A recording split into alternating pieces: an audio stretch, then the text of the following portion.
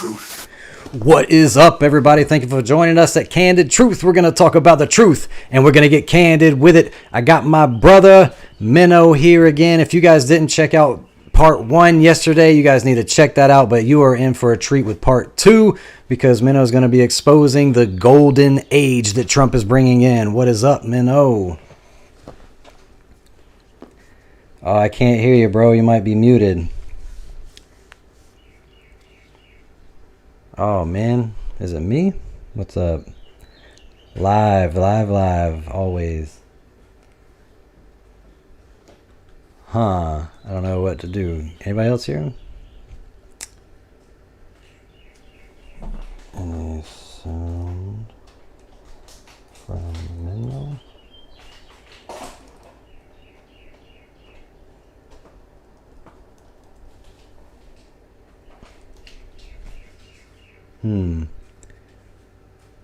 Let me see. Do I have you muted? What's going on here? Do you hear me now? I hear you. Yes. All right. What is up, Menno?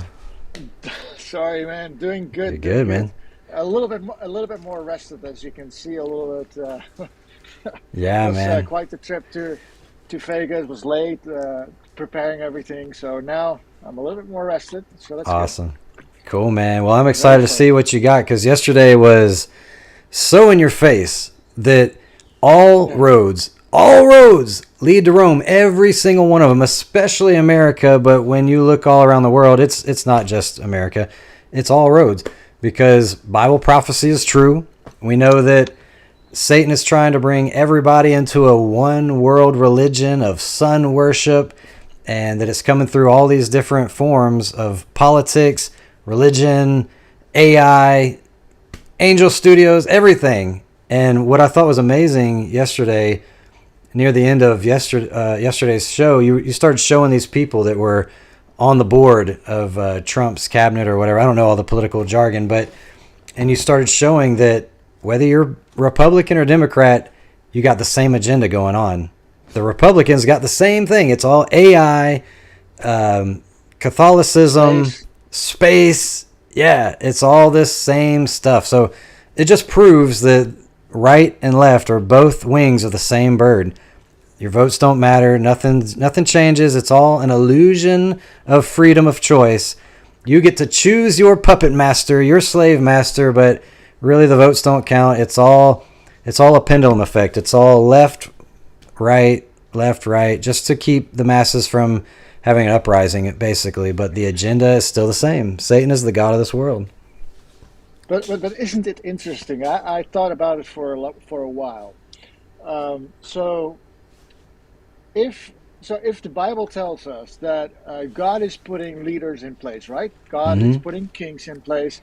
So what happens if we vote?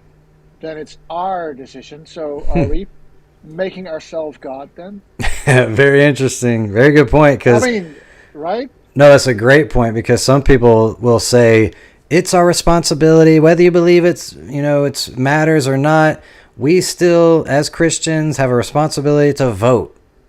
And some people say you need to vote for. Where does it say in the Bible? It doesn't. I don't see it. No, I don't exactly. either. So, and people say vote for the third party, but a third party never wins. It's like wasting your time. Well, third party this time was Kennedy. Oh yeah, that's any better? Right. Wow. So, yeah, I think it's an illusion. I think it's set up to everything is pointing like setting you up to be God yourself, right?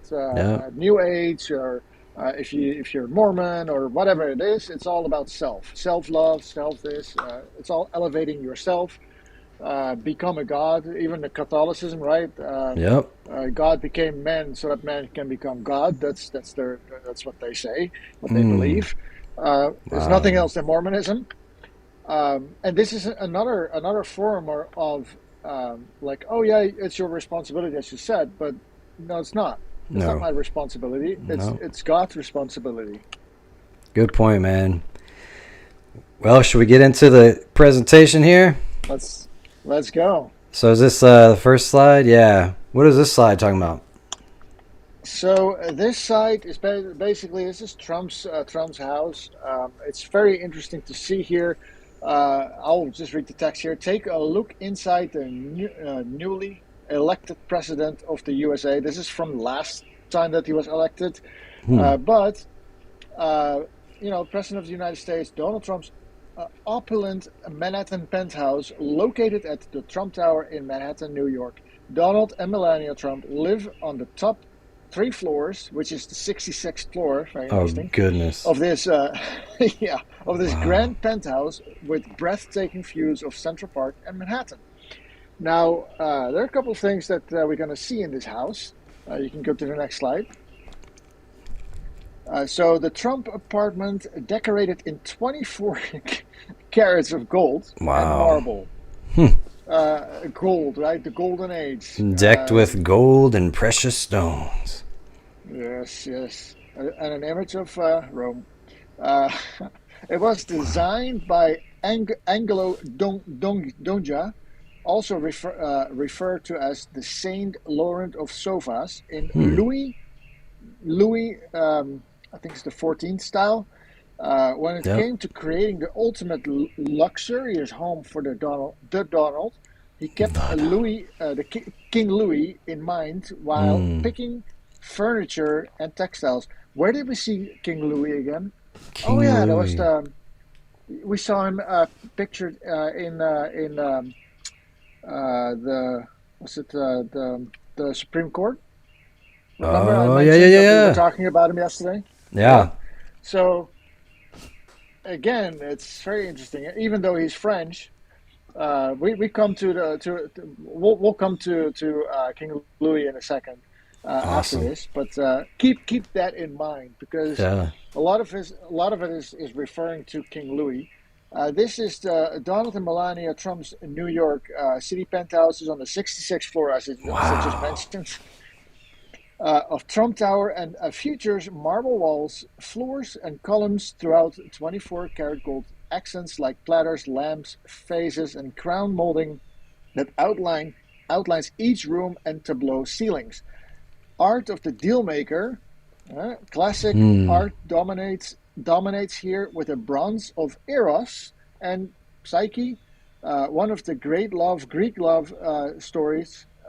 And Apollo, led by Aurora, the Greek goddess of the dawn, suggesting Trump sees himself the mold of Apollo, Zeus' son, and one of the most powerful of the gods.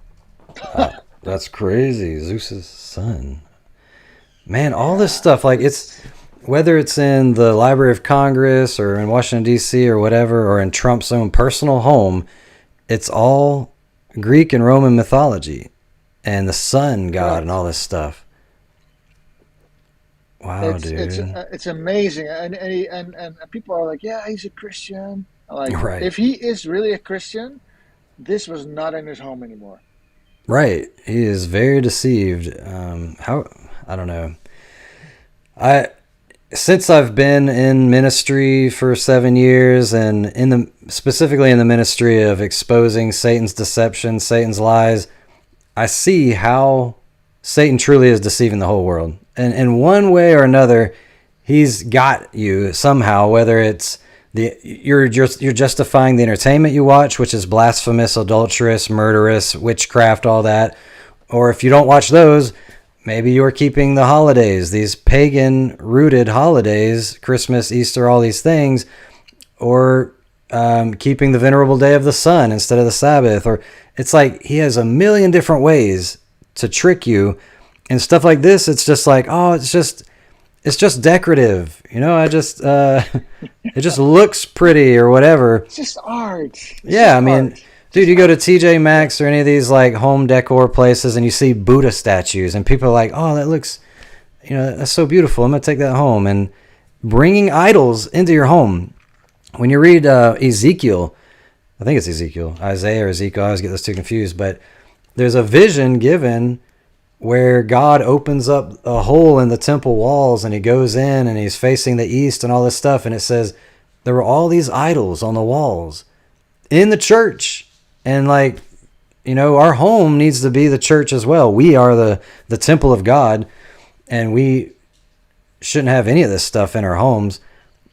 And to have Zeus and Apollo and all this stuff in your home on the 66th floor of all things is just, wow, man. It's super crazy. All decorated in gold, right? Yeah. So this is the Midas touch. Donald and Melania's breakfast room is packed with intricate details, including a gold-rimmed glass of orange juice sitting on top of a gold tray, a gold-rimmed teacup, and an antique clock. The furniture is also Louis the King. Louis. All about the details.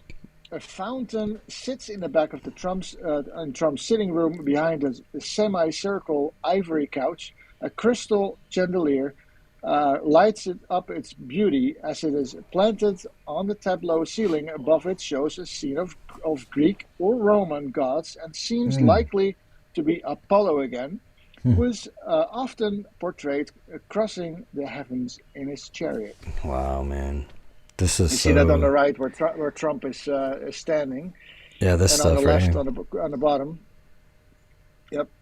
Wow, yeah, I see it. Oh, dude, this stuff's so crazy. Yeah, it's so here's insane. Apollo. So Apollo is one of the Olympian deities in ancient Greek and Roman religion and Greek and Roman mythology. Apollo has been recognized as a god of archery, music, and dance. Truth and prophecy. Well, not truth. Healing and diseases. Interesting. The sun and light poetry and more. One of the most important and complex of the Greek gods. He is the son of Zeus and Leto, and the twin brother of Artemis, goddess of the hunt. Wow. As the patron deity of Delphi, Apollo Pythios, Apollo is an oracular god, the prophetic deity of the Delphic oracle, and also the deity of ritual purification. His oracles were often consulted for guidance in various matters. He was in general seen as the god who affords help and wards of evil, and referred to as Alexikakos, the averter of evil. Medicine and healing are associated with Apollo, whether through the god himself or mediated through his son Asclepius. Apollo delivered people from epidemics. Really? Yet right. He is also a god who could bring ill health and deadly plague with his arrows. Oh, interesting. The thing, right? The arrow that goes into your body. Right. The invention of archery itself is credited to Apollo and his sister Artemis. Apollo is usually described as carrying a silver or golden bow and a quiver of silver or golden arrows. It's so interesting. Whoa, yeah, dude, that is nuts. So these people are clearly spiritist. It's talking about the oracles and stuff.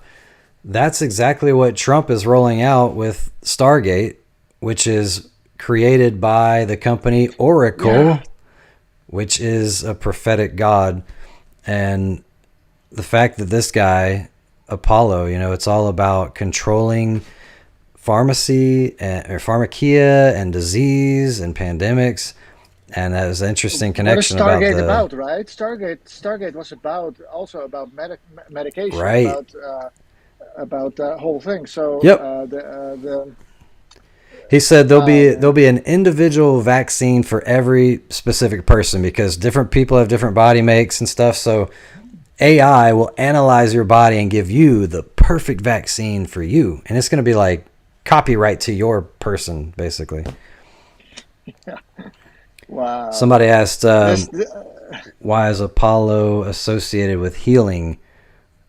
Because, like Mercury or Caduceus. So the Caduceus, which you see around the serpents with the wings around the staff, that is the staff carried by the god Hermes. And when you look into what that is, it says that he is the guide of the dead, protector of liars, thieves, merchants. And it's like, dude, you read Revelation, that's exactly what it says, that the world is going to be deceived by pharmakia, and it says that it'll be yeah. the merchants of the world are the great men, the merchants, and they're the ones that are deceiving the world through pharmakia. And you got this caduceus, literally a symbol that we all look to as medical help.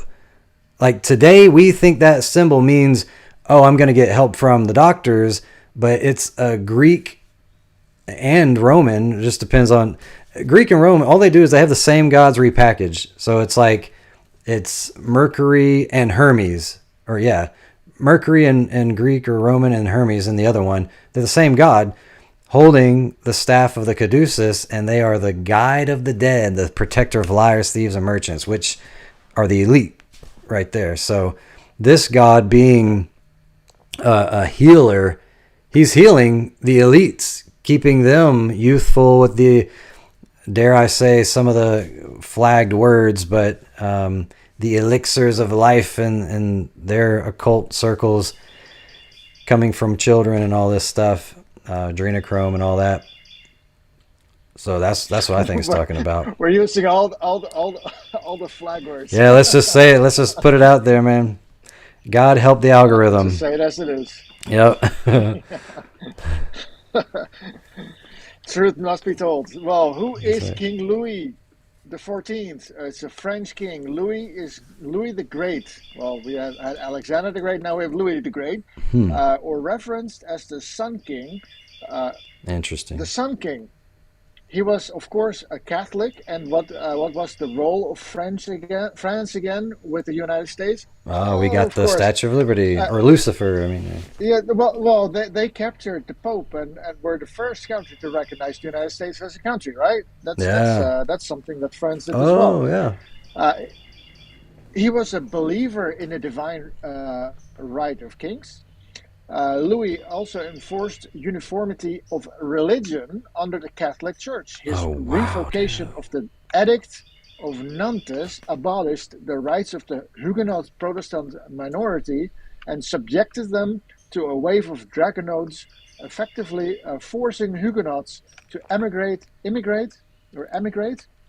or convert, virtually destroying the French Protestant community. Oh my goodness! If Trump is having all these artifacts in his home from King Louis, the Sun King, referring to the Sun God, the Sun King, and all these elements, is it a coincidence that in the first or second episode that the Jesuit guy, one of the aristocrats, right, the one of those black nobility, was at his home? Yeah. Mm-hmm. And he comes from the family that wanted to rekindle the Reformation.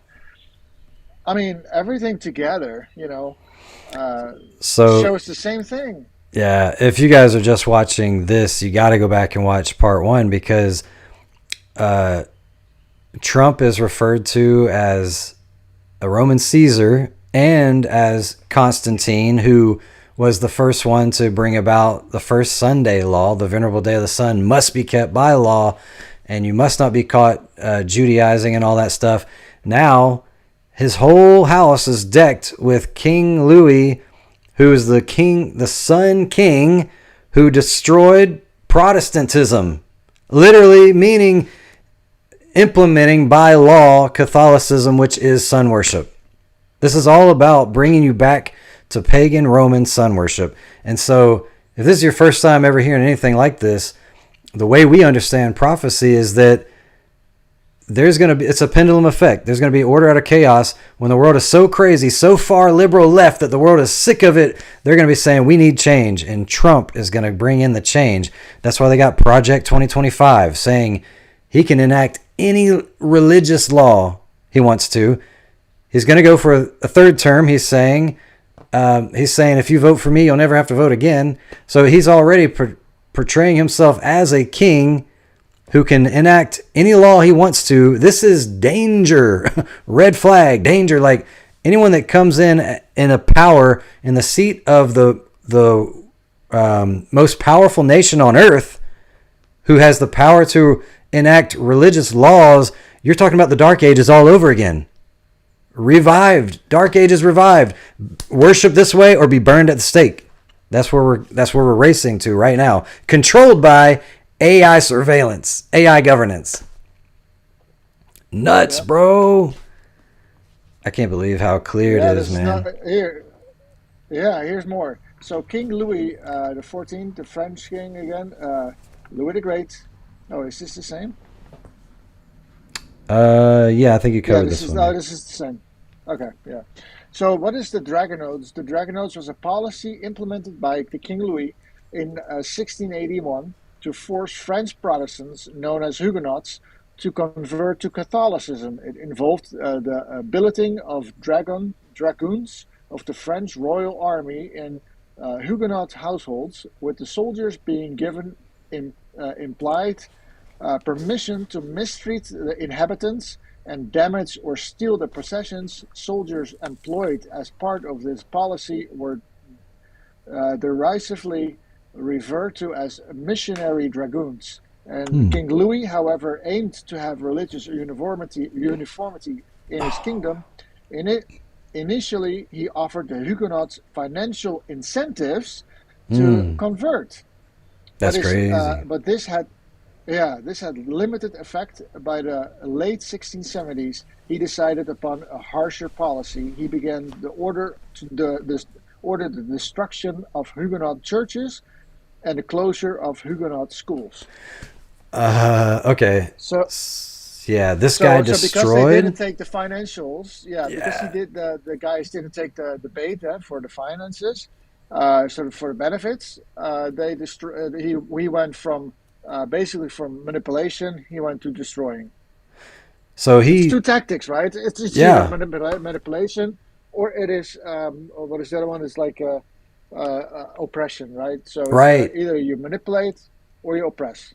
Yep. And that's, dude, when you really have your eyes open to what's been going on in history, like everything has been orchestrated, even down to wars and the Great Depression and all this stuff, dude. It's all been orchestrated to, it's called the what is it called? The military industrial complex. Like, this is what they're doing. How do you think that companies like ammo producing companies and tank building companies and all this stuff stay in business? Because every so often it's like, well, we need to have a war, and then they bring in all the, now the factories are firing up. We're building tanks and ammo and all this stuff. The military industrial complex. This guy destroyed Protestantism, which, if you don't know what Protestantism is, most Christians fall under evangelical Protestantism, and the word protest. It means to protest the Catholic Church. That's where it came from. The Reformation meant to reform the church, get away from traditions of men, which are actually paganism, and come back to the Bible, sola scriptura. That's where you get Protestants. We're all protesting the Catholic Church. We should be. But now, in this day and age, all evangelicals and Protestants are joining hands and saying, no, we're all children of God. Let's all unite. And the Pope has these commercials saying we all have the same God. We all worship love and all this stuff. So this guy who destroyed Protestantism to basically enforce paganism, man, what was I getting to? He said, and if they didn't take the financial bribe, then he'd bring destruction. Now, what are we racing towards? We got a guy who can enact religious laws, who's calling himself a king, calling himself Constantine, all these things, AI governance, and his sidekick Elon Musk is saying AI is going to take over so many jobs that we basically need to have a new universal income where everybody gets allowances, basically. We're racing towards a society where nobody has jobs, everyone has a social credit score. If you don't do the right thing and play by their rules, your social credit score goes down. You don't get to buy and sell. You don't get to eat. You don't get to travel. And by force of starvation or whatever, you will conform or die. And what's the bribe? Well, in the golden age, everybody's going to be, it's going to be great, right? The golden age is all about everybody has everything, right? We're all rich and we can sit there and shop on Temu all day and watch streaming everything, as long as you comply to the universal church system, the one world religion that Revelation tells us is coming, a one world religion. Yeah, what did the guy from Oracle say? Right, it's like we make them conform, right? Yes. By He said people will behave when every move you make is watched by AI. Yep. Crazy, dude. It's insane, man. Oh, man. And what do we see here? Yeah, here you see he who saves his country does not violate any law. Where does it come from? Oh my Trump goodness. appears to channel Napoleon in vision for executive authority. He who saves his country does not violate any law. Is that crazy? Another Napoleon was what? Oh yeah, he was a Freemason. He was what? Oh yeah, he was from Italian descent. Oh, Italy, Rome, Italy. Wow, His man. daddy was Italian. Dude, this is crazy, man. So he keeps comparing himself to people from Rome, one way or another. There's one video that I saw that he put himself. It was on a rooftop, and he said that he compared himself with Alexander the Great, Napoleon, and some others. And a Constantine or so, or was Constantine or so? No, maybe not Constantine this time. Maybe it was, I don't know, but he himself said it right years ago on a rooftop. I saw it yesterday. One of the people that responded has its own channel, and I watched the video of that person. I forgot. Sorry if something like the. Well, we'll put it in the chat below later. But Okay. yeah, it's crazy. Bizarre. What's going on? Anyway, This what is do we Napoleon, have right? here? Who's Napoleon? Napoleon is another French so-called hero and Freemason. And surprise, Napoleon's family was from Italian origin. His paternal ancestors, the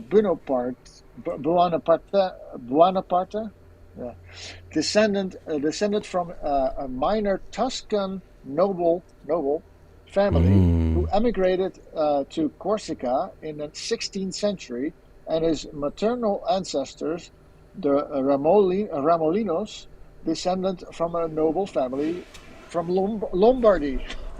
Wow, dude. Bizarre, right? Napoleon was baptized as a Catholic under the name Napoleon di Buonaparte. Wow. Bonaparte. Isn't it interesting? After a decade of war, France and Britain signed the Treaty of Amiens in March 1802, bringing the Revolutionary Wars to an end. Under the treaty, Britain agreed to withdraw from most of the colonies it had recently captured from France and her allies, and France agreed to evacuate Naples. In April, Bonaparte publicly celebrated the peace and his controversial Concordat Treaty of 1801 with Pope Pius VII, under which the Pope recognized Bonaparte's regime, and the regime recognized Catholicism as the majority religion of France. In a further step towards national reconciliation, known as fusion, Bonaparte offered an amnesty to most emigres who wished to return to France. Whoa, man. So you see him doing the hidden hand symbol, and he was a baptized Catholic, Freemason. Catholicism and Freemason are the same, by the way, if nobody knows that. Mormonism, too, just to throw that in there. But we're specifically pointing out Catholicism. That double-headed phoenix that we were talking about yesterday, that's a Catholic symbol, or it's a Freemason symbol, but you see it in Catholicism. You see the all-seeing eye. You see all kinds of symbols, actually, on the Pope's hat, on his robe, in the buildings. I mean, it's all so in your face. Symbols rule the world, and when you know what you're looking for, it's a universal language. You'll see it all around the world. these same symbols, Yes, just like even you the were talking about. swastika, Yeah. even the swastika is on his mitre. Yep. Crazy, dude. Which is sun worship, So straight up. yeah. Left is Napoleon's father, and on the right, Napoleon himself. What's going on with the missing hand? Yeah. Why you got your hand in Well, your? Would you grabbing a gun or something? No, this is a Masonic hand sign, and these people are just like gang members. You know, they show their allegiance by showing a little hand sign, just like, you know, gangs are like West Side, bro, or whatever. That's what these people do. They flash their allegiance. yep. And if you go to the next slide. Oh, wow. So, did we miss the memo? Wow, How dude. many of these people? I mean, you see Pope Francis, you see what is it, Mussolini, you see the whole family of the king and his sons doing the sign, and next to This Melania guy's got the Trump. horns as well. Yeah, you see Obama doing it. You see also the Jinping, whatever, China guy in the right corner. So it's everywhere. Turkey, Somebody in the comments said, I don't think Catholicism is Freemasonry. I think Freemasonry just took over and now run Catholicism, but I don't know. It's the opposite. It's Right. well, Catholicism started Freemasonry with goes back- Constantine. Yeah, I mean Freemasonry is just it's controlled by the Jesuits. So Right. and at the end of the day, both belief systems are the same, and they come both from Solomon, right, and from the Lord. So it's the Right. same. It comes out of the same can. So it's basically the same thing. Yep. Satan just has a different Disguise. package for everything. But this is the thing also. It's a store. It's just how do you say it? It's not storefront. It's a front organization. That's what it is. The Catholic Church cannot do all these things because then everybody points to the Catholic Church. Right. They need front organizations, and Freemasonry is just one of those front organizations.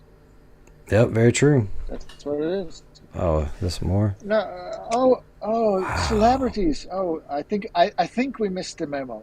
Yeah, you can't this can't be a coincidence all the time. Like, oh, the top half of my hand just always gets cold or whatever. I'm just always warming it up.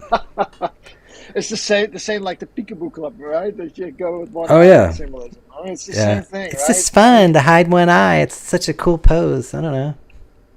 I went to the eye doctor. I need to hide my eye. Yeah. I mean, come on, people. Oh, there it is, though. So this is what's going on. It's here you see the Duncan's ritual of Freemasonry, and if you can read what is highlighted, I cannot read it, but can you read it? The highlighted text. So it says, "And the Lord said unto Moses, Put now thine hand into thy bosom. And he put his hand in his bosom, and when he took it out, behold, his hand was leprous no more." So that's where this originated from. And that's just, and so they do everything under a Christian disguise, right? Yeah, so that's why they have the aprons. The aprons are based off of when Adam and Eve sinned. God covered them with aprons.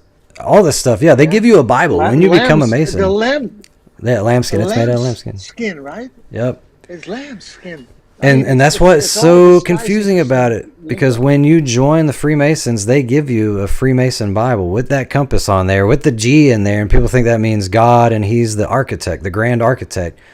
But once you stay in that system and pay your dues and level up, you find out who that God is. It's funny, that Bible, you know what page the Bible actually starts? No, what's that? Page 33. Oh my goodness. I actually was looking at one at a used bookstore here, and I went live and was flipping through it, and the front, it has a lot of like questions and answers and stuff section. Interesting, it actually said, what's the shape of the earth, and they said it was like an oblong rectangle or something. That was pretty interesting. And then in the back, you see all kinds of Egyptian gods and Yep. things like that. Right? And they're like, what is that doing in the Bible? Right? Right. Yep, I Very saw that too. interesting. So here you see a what? Oh, Mm. yeah, we talked about the image of the beast, right? Yep. So it's Basilica, and then what is the other one? One of his, of course, is the United States. So let's see. Yeah, United States Underneath it says Capitol Dome, Capitol Dome. Yeah, St. Paul's Dome, and St. Peter's Dome. yeah. What's crazy is, Yeah. there's so much misconception about Bible prophecy, and I used to believe this stuff too. In 2012, that was really like a wake up for me. I'd heard the Bible all my life, but mainly just kind of the core stories, Adam and Eve, Noah's Ark, and all that kind of stuff.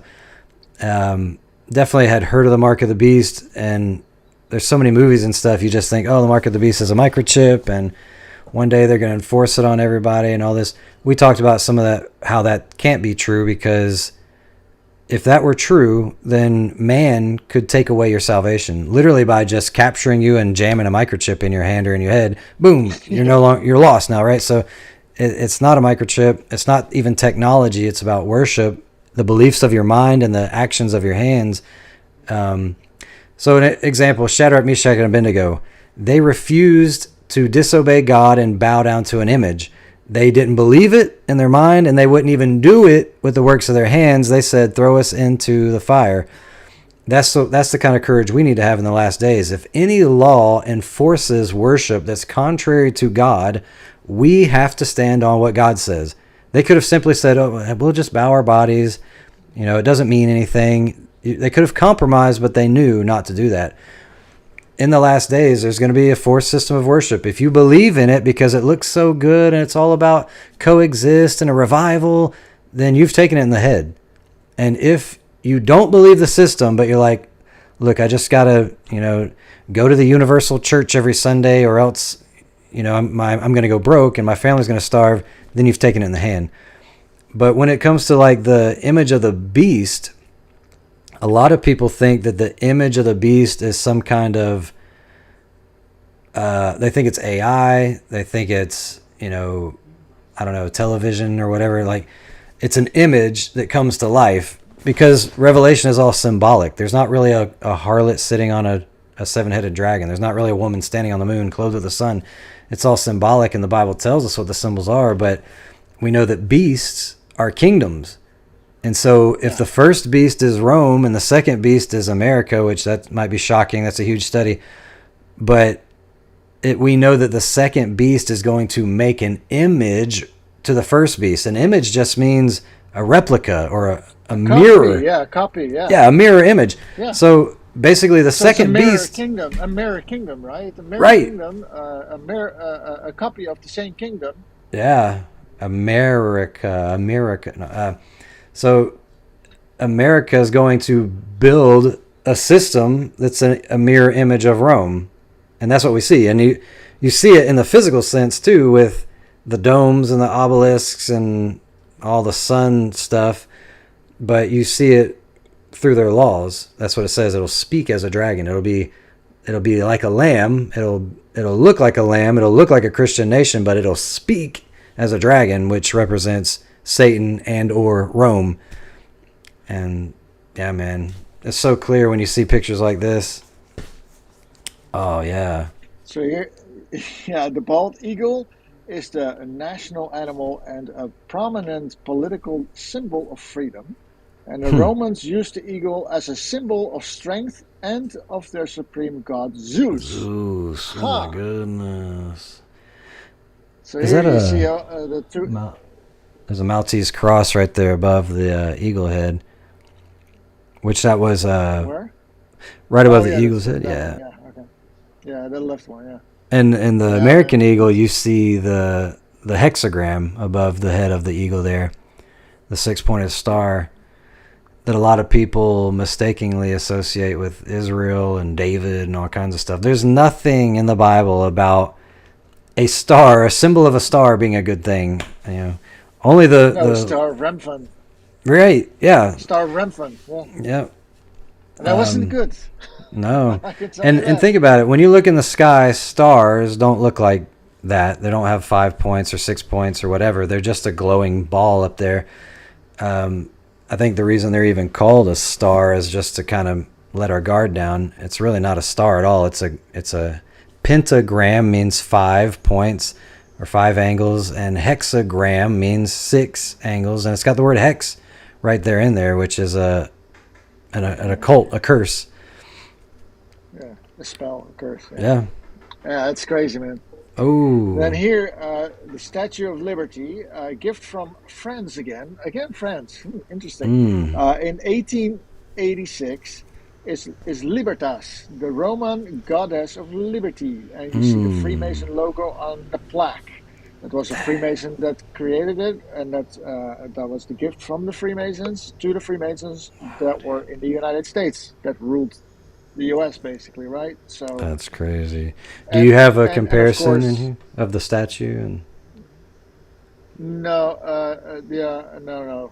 I don't okay. have. You already covered it, so I don't want to Okay. be redundant in that. So, but here you see the official website of the Capitol, right?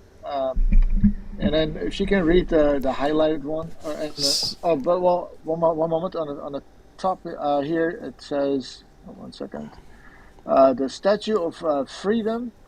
Freedom's crested helmet and sword, suggesting she is prepared to protect the nation, are more commonly associated with Minerva, Minerva. or Bellona, Roman goddess of war. Wow. Yeah. When And we then were you have in Washington, they openly sold merchandise of Minerva. It's crazy. So it says if you can here read the highlighted text. the first one here says Text. she holds a laurel wreath of victory. The laurel wreath is an occult symbol too. E pluribus unum, out of many, one, comma, one. The lower part of the pedestal is decorated with fasces. That's that axe with the big fat bamboo around it or whatever. Symbols of the authority of government, and wreaths. So they got the fasces and the wreaths.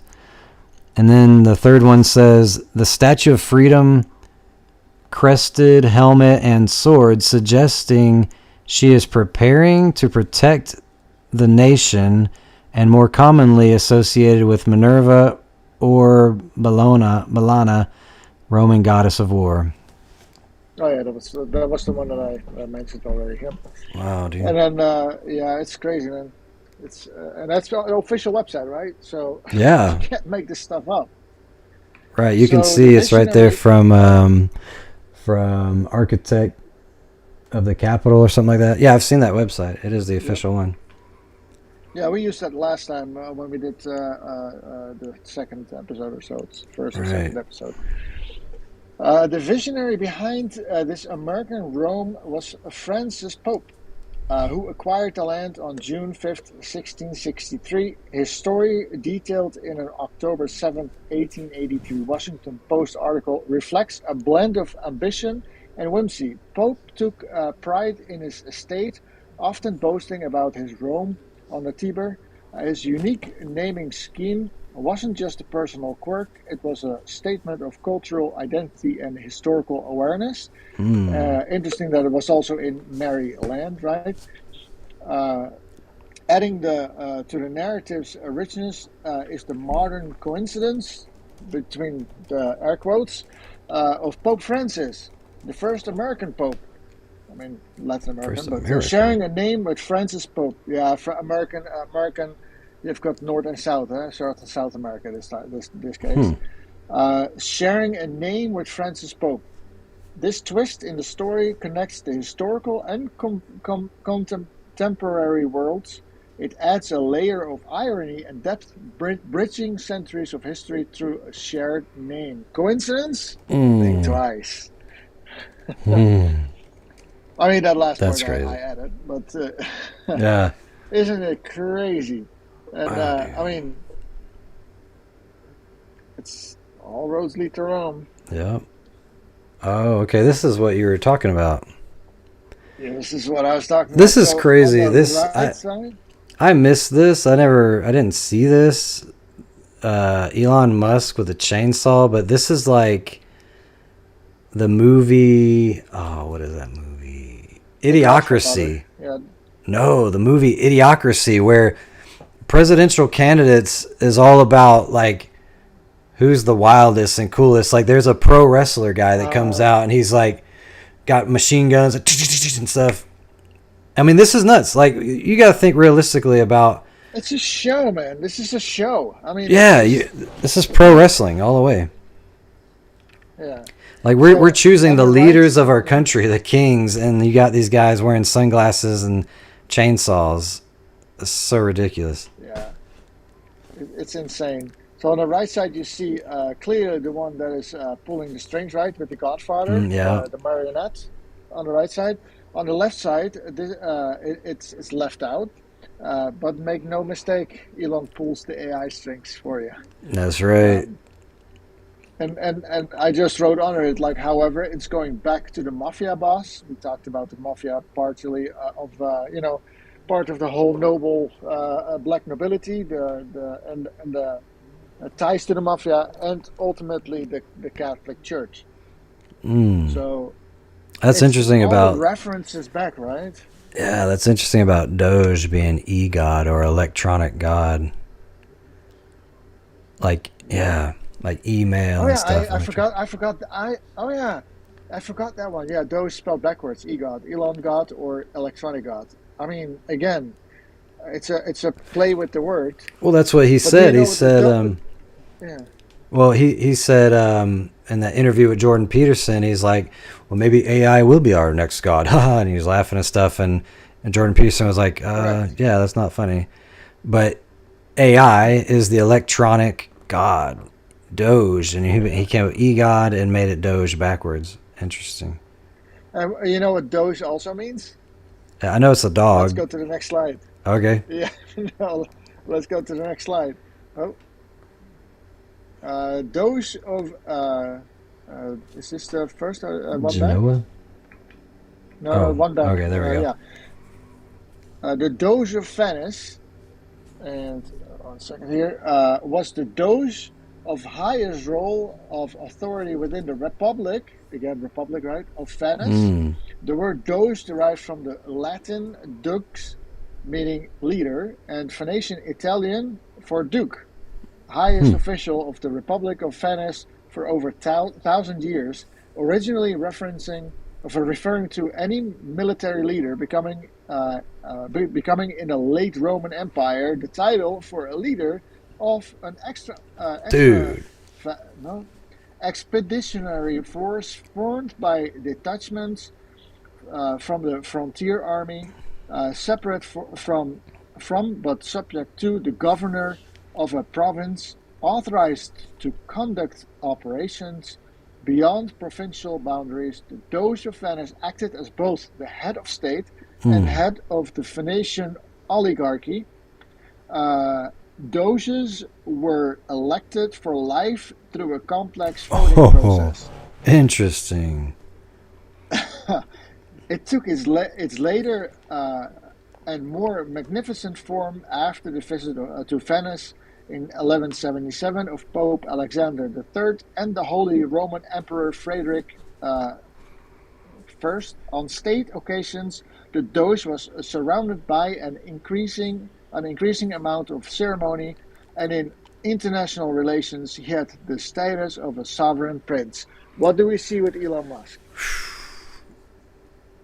The comparison is just bizarre, right? So it's saying that basically Doge is like a Roman soldier, and no, more like a Roman ruler under the official governor, right? Or under the duke, basically, right? Under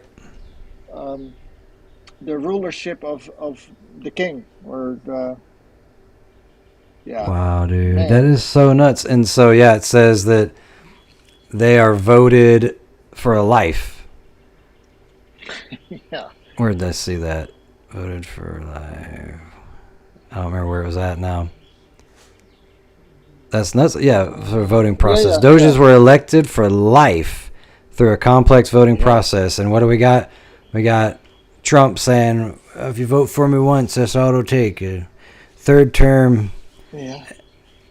And oh my goodness. I just don't even understand who Elon is right now. Like, what is his position?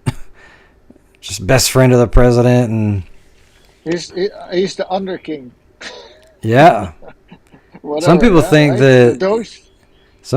that Elon is basically the president. I don't know. Yeah. Crazy stuff, man. They're all actors. Right. Actors, man. When you live in a world where you can't even tell who's who anymore, it's just like, yeah, it's all a show, man. Then the Doge of Genoa is another one, was the head of state of the Republic of Genoa, a city-state, and soon afterwards a maritime republic from 1339 until the state's extinction in 1797. Originally elected for life after 1528, the Doges were elected for terms of 2 years. Huh? 2 years? 2 years. Hey, 2 years. Where do we see that? Oh, we said it here in the United States. You're elected for 2 years. Okay. 4 years. 4 years. Okay, that's not the same. But it's the same kind of system. It's like voting for a certain time span, and then there's another election. It's not like a king thing going on. Correct.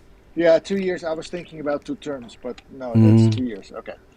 The Republic, or Dojate, was ruled by a small group of merchant families. Merchants, hey. What is the merchants? He's a merchant, right? Or the rich men of the earth. From whom the Doges were selected. So, from the rich, from the business people of those were selected. So that's interesting. The comparisons are just amazing. Elon is the richest man on earth now.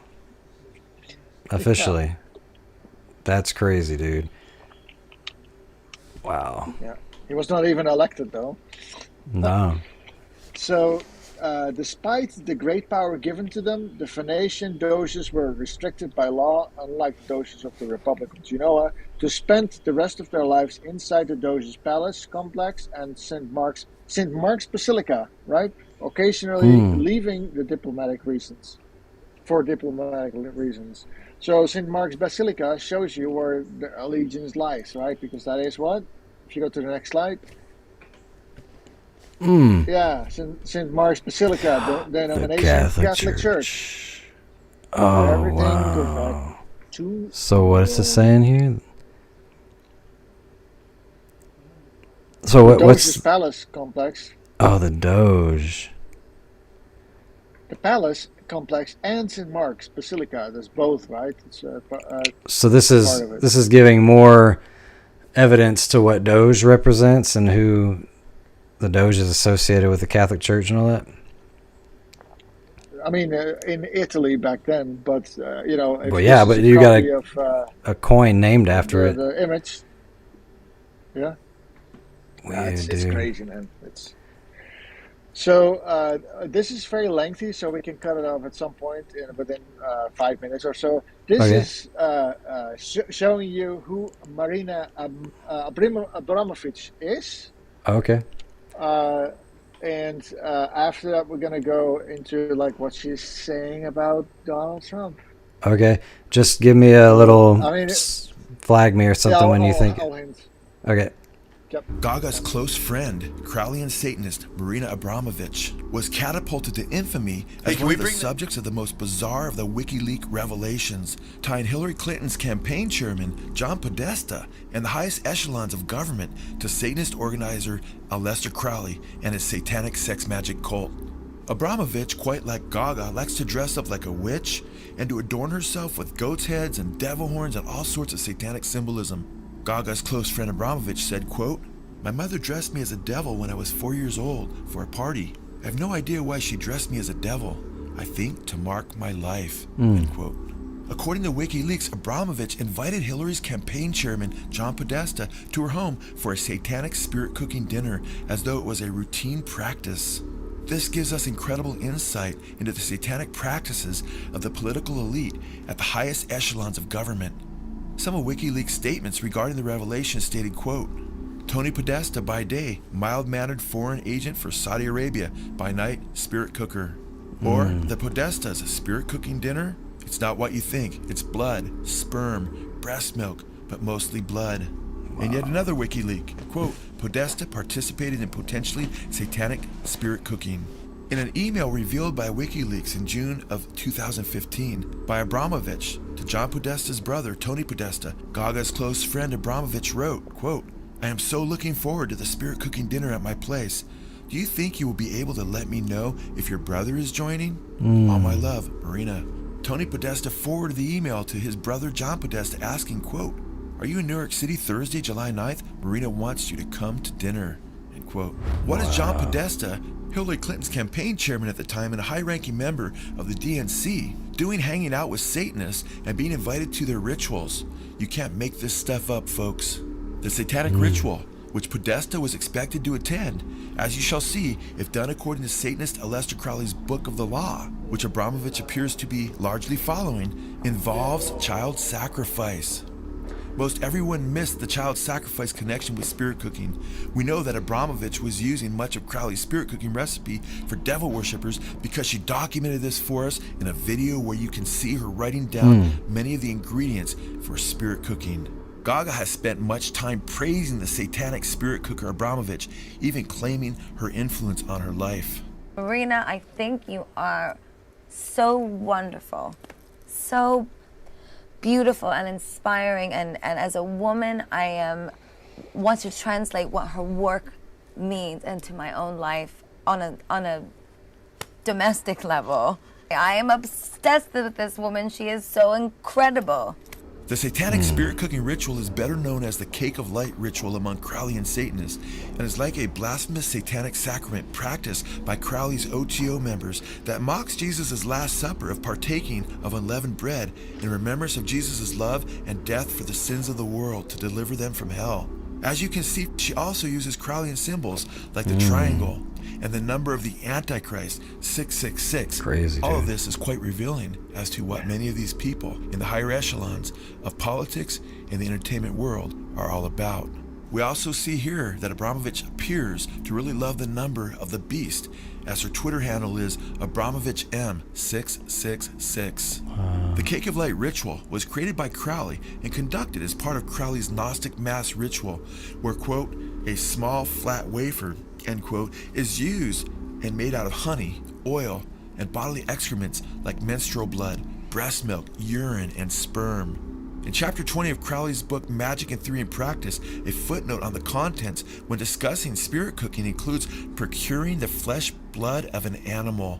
According to Crowley, quote, the subtle principle of animal life itself is fixed in them by the introduction of fresh living blood, end quote.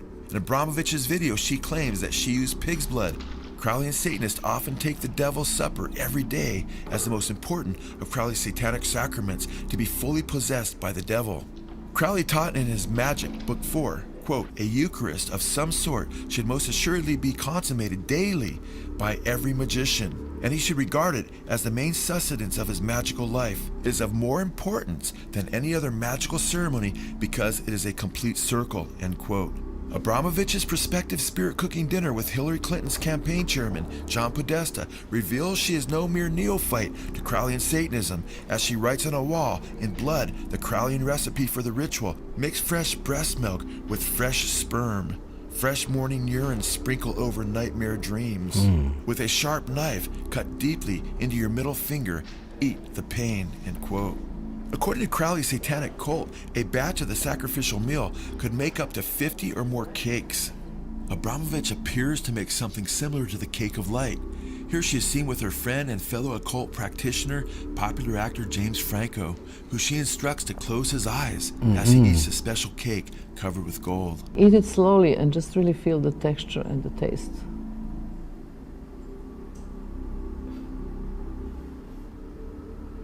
In her video that she herself calls spirit cooking, we see a few seconds where she cuts to a clip of her wrapped up by a serpent. As we shall see, this imagery reveals the main purpose of spirit cooking. Art, Lady right? Gaga, Abramovich, John Podesta, and James Franco seems like birds of a satanic feather flock together. Franco is seen here in a video for his song Love in the Old Days, wherein he directs a satanic wedding, which is officiated by his good friend, Satanist Kenneth Anger, who co-founded the Church of Satan. In the video, subliminal pictures of Satanist Aleister Crowley flash across the screen. Apparently, Abramovich's planned dinner with Podesta was not merely art, as Abramovich admitted in an online interview when asked about Crowley's magic spelled with a K. She stated, quote, "Everything depends on which context you are doing what you are doing. If you are doing the occult magic in the context of art or in a gallery, then it is the art. If you are doing it in a different context, in spiritual circles or a private house, e.g. John Podesta and her, or on TV shows, it is not art. The intention, the context of what is made and where it is made defines what art is or not," end quote. As wicked and as evil as the satanic cake of light ritual is, the spirit cooking ritual becomes all the more sinister when we read from Aleister Crowley himself that the blood is to be procured, at least in part, from a child sacrifice. In Crowley's Book of the Law, he gives evil and twisted instructions in regard to the ingredients of spirit cooking, which he claimed were dictated to him by a spirit entity named Aiwass, whom he identifies in other writings as Satan himself. In the so-called cakes of light, which are at the heart of Abramovich's spirit dinner, Satanists are instructed to provide, quote, "rich, fresh blood, then the fresh blood of a child," end quote. We read that Satan instructed Crowley and Satanists in the Book of the Law, after instructing to use rich, fresh blood, that, quote, "the best blood is of the moon monthly," speaking, of course, of menstrual blood, "then the fresh blood of a child, or dropping from the host of heaven, then of enemies, then of priests or of worshippers, last of some beast, no matter what. This burn, of this make cakes and eat unto me," end quote. This is a reference to the spirit that is channeling Crowley, wanting worship from child sacrifice. A sacrifice that Abramovich and John Podesta, and who knows how many others, potentially practice. Incredibly, in Abramovich's spirit cooking video, we see her bring an effigy of a child that she puts near the wall with the other ingredients as part of the spirit cooking dinner. She then proceeds to splash the child effigy with blood. Wow. The demonic entity that identified itself as Satan to Crowley demanded to be worshipped by the sacrifice of children repeatedly. The Book of the Law commands, quote, "Worship me with fire and blood, worship me with swords and spears, let blood flow in my name, I will give you their flesh to eat, sacrifice cattle after a child, kill and torture, spare not, be upon them," end quote. Crowley wrote much about sacrificing children to Satan and instructs initiates in his book Magic and Theory and Practice to engage in child sacrifice. He stated, quote, "A male child of perfect innocence and high intelligence is the most satisfactory and suitable victim. But the bloody sacrifice, though more dangerous, is more efficacious, and for nearly all purposes, human sacrifice is the best," end quote. Here we see Lady Gaga and her good friend, Crowley and satanic spirit cooker, Marina Abramovich, participating in a very disturbing blood-eating simulation. Abramovich seems to have a real strange fascination with blood sacrifice and even cannibalism. Here we see her walking around one of her so-called art shows where cakes are formed into human bodies and then eaten. Different celebrities appear with her at this show, including Blondie and Gwen Stefani. Of course, Lady Gaga is not the only one that Abramovich has had such a strong influence on. She has also influenced the music of Jay-Z. The deeper meaning behind the spirit cooking ritual, which was also revealed in Abramovich's video, was missed by pretty much everyone. The purpose is to realize one's supposed divinity and become one with the spirit of Satan, hence the term spirit cooking. Crowley taught the lie that Satan told Eve in Eden, and the lie of the Antichrist that man can become God. Crowley stated that the result of spirit cooking is, quote, "Day by day, matter is replaced by spirit, the human by the divine. Ultimately, the change will be complete. God, manifest in the flesh, will be his name," end quote. However, the reality is one becomes more and more at one with the devil and shares his eternal destiny in the lake of fire. in Abramovich's video on spirit cooking after listing on a wall some of the ingredients of the cake of light, and even more disturbing, splashing an effigy of a small child with blood. Abramovich's video cuts to a clip of a huge snake wrapping around her body. This underscores the satanic goal of the spirit cooking ritual in invoking the serpent of old, a biblical symbol for the devil. Abramovich is simply declaring that spirit cooking makes you one with the devil. Crowley's Book of the Law states that the world is to be ruled by a group of satanic elite supermen under the authority of the beast or the Antichrist and Satan. The Book of the Law states, quote, "Let my servants be few and secret. They shall rule the many and the known," end quote. Through the WikiLeaks revelations, we received a rare window into how some of Satan's apparent servants, like John Podesta and Marina Abramovich, are worshiping him in secret. Satanist Marina Abramovich was officially invited to Hillary's campaign launch at Franklin D. Roosevelt Four Freedoms Park at Roosevelt Island in New York City. It was at the same park that Hillary Clinton's husband, Bill Clinton, revealed that Hillary was still receiving spirit messages from spirit entities via what Hillary claims to be Eleanor Roosevelt. And according to Bill Clinton, she claimed that she had received a fresh revelation for the audience at the park. My wife, now the Secretary of State, was known to commune with Eleanor on a regular basis. What? And so she called me last night on her way home from Peru to remind me to say that Eleanor had talked to her and reminded her that I should say that. Whoa. Wow, I'm glad we watched that. Because we watched the whole thing. Yeah, I was like, let it all play out. Because, oh my goodness, dude. Again, it's like become God. It's all the same lie. Let the elite be few and you know, bizarre. Shout out to Good Fight Ministries. They did some great work on that. Yes. I actually never seen that one. It looks like a newer video, but they really just broke down so much of this. And the fact that Bill Clinton was saying openly that Hillary communes with the dead. Yeah. We are controlled by spiritists. And that's what we know is coming in the last days. We know that it's going to be spiritualism and Sunday sacredness, or sun worship in general. And I didn't know that Aleister Crowley said that stuff. And this chick's having parties with, I knew that Hollywood was there. I didn't know that they were so open about the politics, the political leaders being involved with her. Super in your face, blatant stuff, man. Wow. Here's another clip with her. Want to run this? Yeah. Yep. Okay. Let's show the people what she thinks about Trump. All right. You know, I just want to share with you one really funny opinion. But there is in Lapland there is a group of the shamans there who do something called collective dreaming. They will go together in seclusion and do the rituals with eating very little food and being in a solitude for a long time, and they will go and dream the dreams. And the dream have to be collective same dream.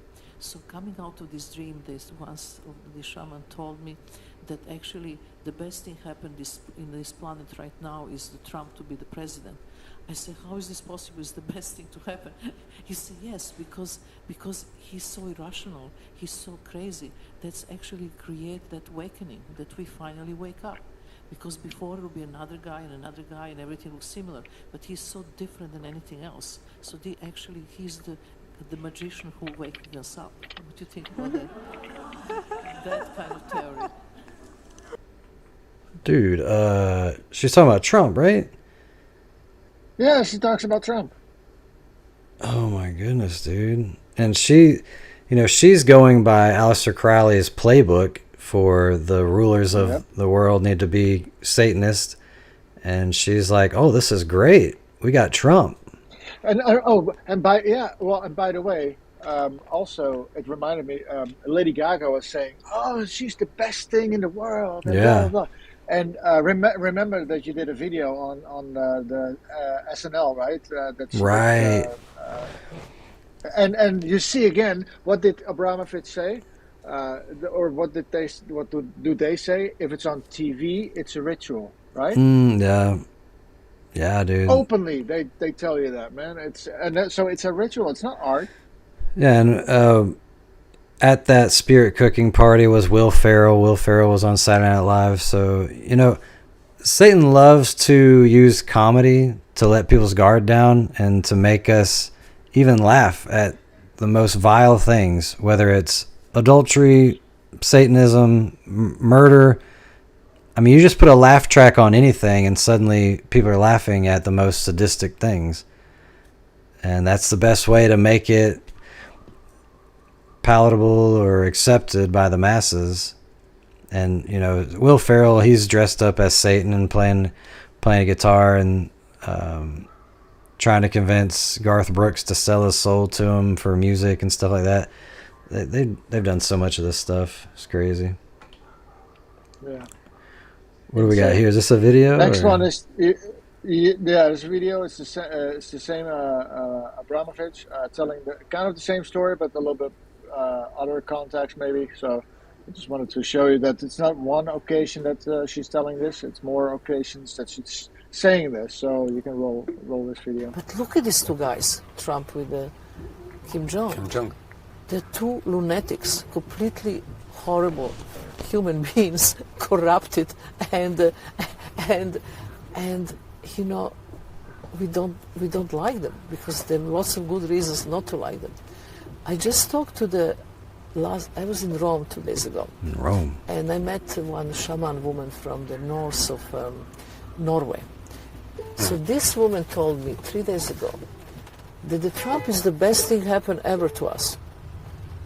Because she believed, not her, but the entire population of this Nordic magician, that he is the magician of the highest order.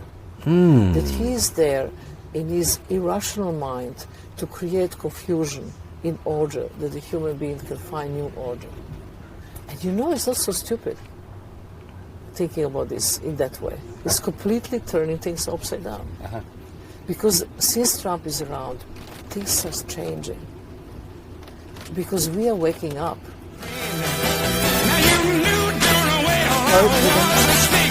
You can stop it now. That's it? Dude, that was it. She said she was in Rome and a shaman told her that Trump is the best thing that happened. What has Rome got to do with Trump? She's in Rome. I know. She was in Rome. Insane, right? Well, yeah. Why would anybody in Rome have anything the highest order. Yeah, dude. And he uses MAGA. I don't know if you're going to talk about that, but Make America Great Again. Yeah. You do? Yeah. Okay. The connections. We're going into that. Wow, dude. We're going into that, man.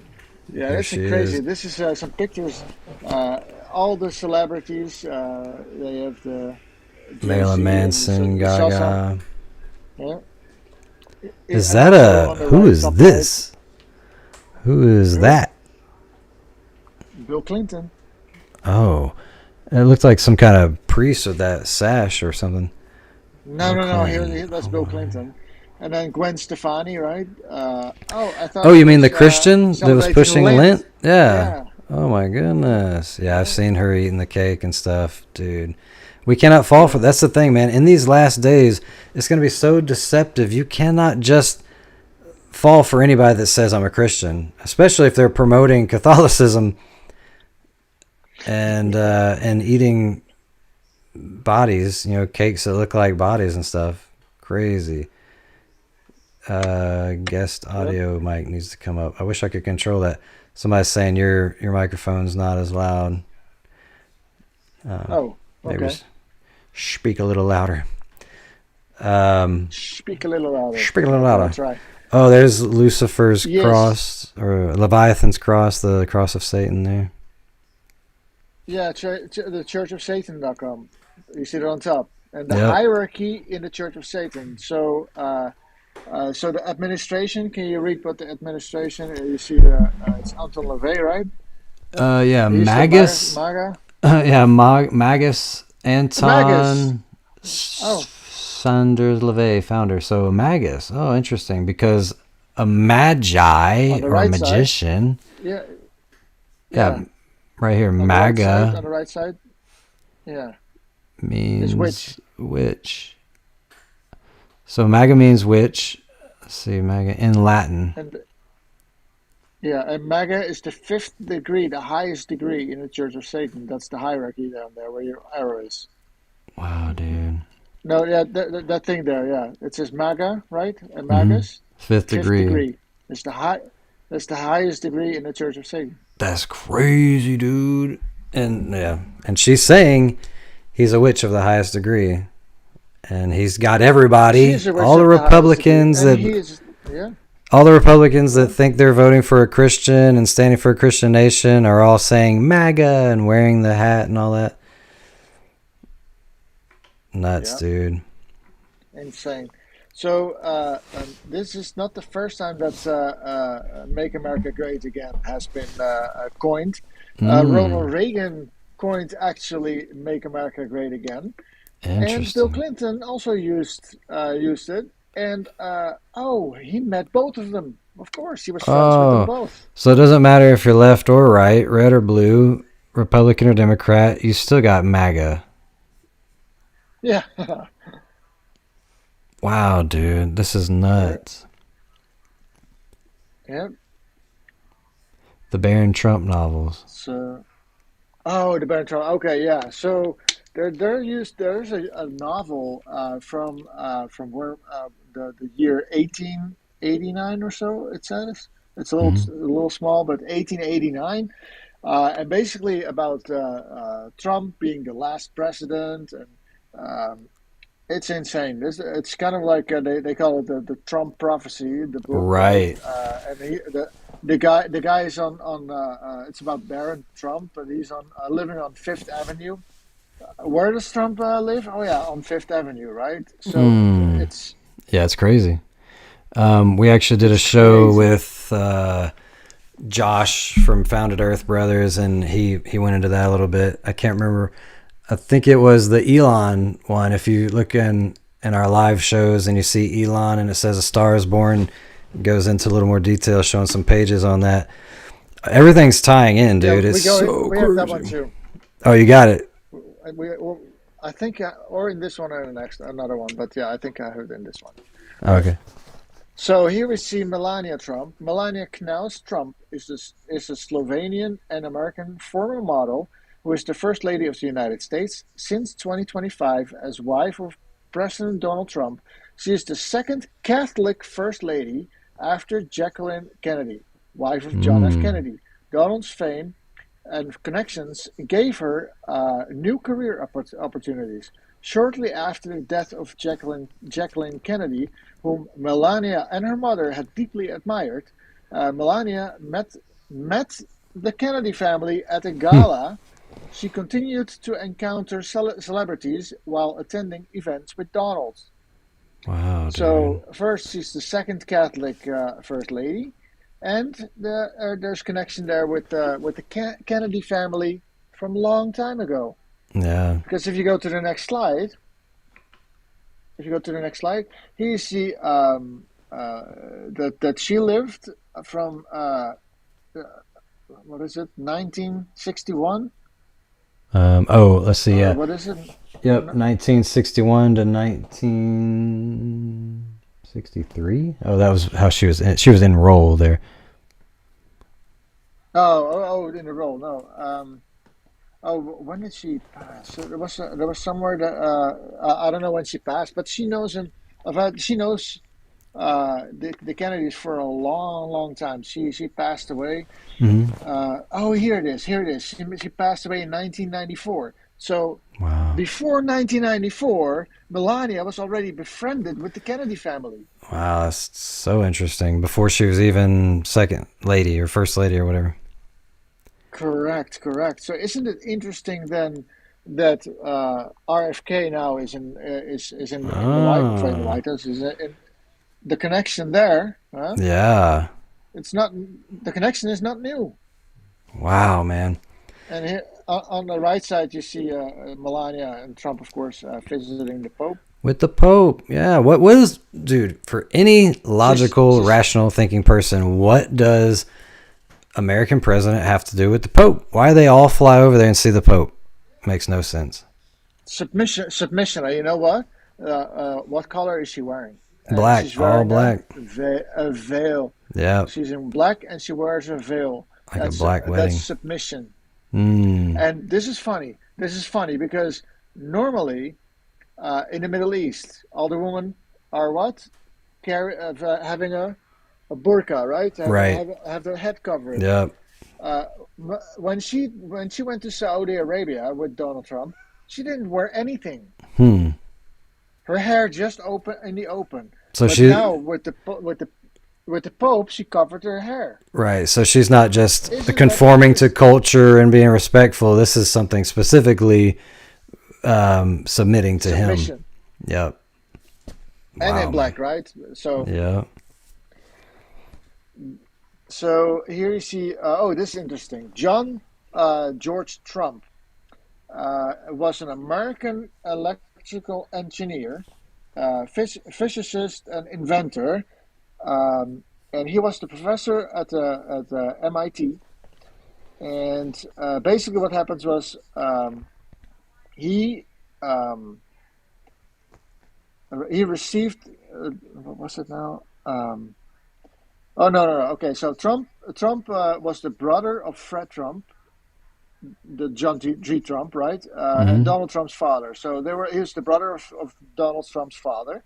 And in early 1943, 2 days after the death of Nikola Tesla, the Federal Bureau of Investigation, FBI, ordered the Office of Allen Property Custodian to seize Tesla's to seize Tesla's belongings. Trump was called in to analyze the Tesla artifacts, which were being held in government custody. After a 3-day investigation, Trump's report concluded that none of the artifacts would constitute a hazard in unfriendly hands. But now we have his little nephew in office, and who is his right-wing man? Oh yeah. No. Go back. Yeah. Elon Musk, right? Yeah. And what does he represent? Tesla. He is the man of Tesla, right? Nikola. So there's the Tesla connection. It's interesting. Wow, dude. So next slide. Here you see Trump's pastor, Norman Vincent Peale, was a 33rd degree Freemason. In this picture here, Donald Trump is in a Masonic temple with his pastor below. Wow, dude. That's crazy. You tell me. Yeah. There's a lot of people that are in denial that Trump is a Freemason, but you don't get to this level of wealth and especially presidency without becoming one. You just don't. You don't become part of the club unless you're part of the club. Nope. No.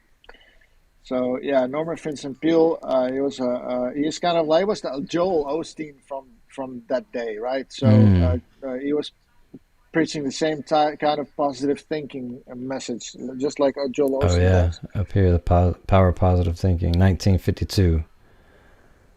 And basically the law of attraction, right? That's kind of like the same idea. Exactly. It doesn't say the power of it doesn't say the power of Scripture or the power of God's promises. It says the power of positive thinking. Yeah. Wow. Yeah. Think it in your mind and will it long enough. And this is interesting. This is his son, Donald Trump Jr., right? Posting this picture, Trump looking in the mirror and seeing a goat. Well, if you look on the right side, you see Baphomet, the goat, right? Yeah, why would you post this, man? Why? Yeah. And he's like, goat. Everybody's going to defend that and say, that means greatest of all time. Dude, the whole thing is, where do these sayings come from? All these slangs and trendy things, they all come from the elites, the celebrities. They're the ones that, if they wear that thing, they say that thing, they do that thing, now all of a sudden you do it. We imitate pop culture. That's why we imitate lines from movies and our favorite celebrities and all that stuff. It's it's a form of idolatry. It's a form of. But the picture on itself, right? If we only show this picture and say, "Oh, go," and make this connection, Right. Okay, I understand that's far-fetched, right? But we have a case here. For 4 episodes now, we've gathered so much information about Donald Trump, and everything together, it all comes to the same conclusion.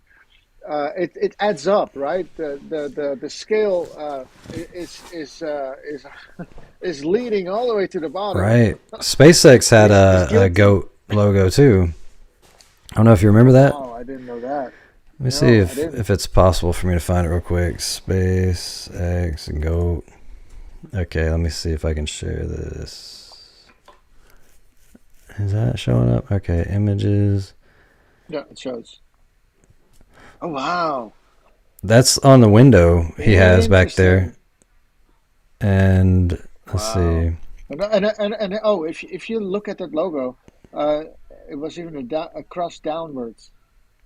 Where at? See that? Oh yeah, exactly. It's the X, but it's also cross downwards. Yep, sure is. Wow. So yeah, see. Oh, I didn't mean to click that. Yeah, see, he has this, and there's another. Oh yeah, this too. I forgot about this. The statue of Elon as a goat riding. It says Elon goat. It's a golden idol of Elon as a goat. It's all just coincidence, though, bro. I mean, yeah, all a coincidence, man. Coinky dinky. You're just looking too deep, man. You're trying to make connections that aren't there. I wish I could find it. One of his SpaceX logos upside down made a goat. Let me see, upside down. And I want you to look up one more thing in a second. Oh yeah. Oh yeah. We forgot about this too, right? Yeah. So I mean. Yeah, we forgot this one. Yeah. Oh man, you're reaching, bro. On the back of this is, on the back there's on the back side there was an upside down cross. Yeah, on the forehead of this thing. What do you want us to find it? Yeah. You want to look up something? Yeah, if you look up gold hoof. Gold hoof. Goat. Mar-a-Lago. Goat Mono-Lago? No, goat. Goat? No, gold. Gold? Golden. Golden? So golden, goat, or Mar-a-Lago. Mar-a-Lago, Mar, M-A-R. Oh, M-A-R. Oh, I see it. Alago, yep. What is this? What is this? Click on it and zoom in on it. This is a goat in Mar-a-Lago. Oh, with money? Of Trump. Money on it, and in Trump we trust, it says. Oh my goodness, dude. What is this? Okay, fact check. Goat covered in $100 Trump bills is on display at Mar-a-Lago, whatever that is. I'm not sure what that is. True! Even Snopes. Okay, just to let you know, Snopes is like, they hate conspiracy theories. They'll do anything to debunk a conspiracy theory, and they said it's true. Yeah. Does it say in Trump we trust on it? You know, and Golden hoof. It says there. The Patriot bill, takes. bill Dude, what is up with these people? Are like completely obsessed. Idol worshippers. It literally says the idol's base. Yeah, it says, The idol's base says "I love you" along with Trump's signature. Go here, idol. On the bill that says "In Trump we trust." See that? In Trump we trust. Man, why do they keep calling it an idol? They act like this isn't even a negative post. They're just like. No, I know. The goat idol. The idol is wrapped in. This is the thing. But this is the thing. It's $100 bill, right? Yeah. Recently, in the news, look up in the news. In Google. Yeah. Look up $100 bill Donald Trump.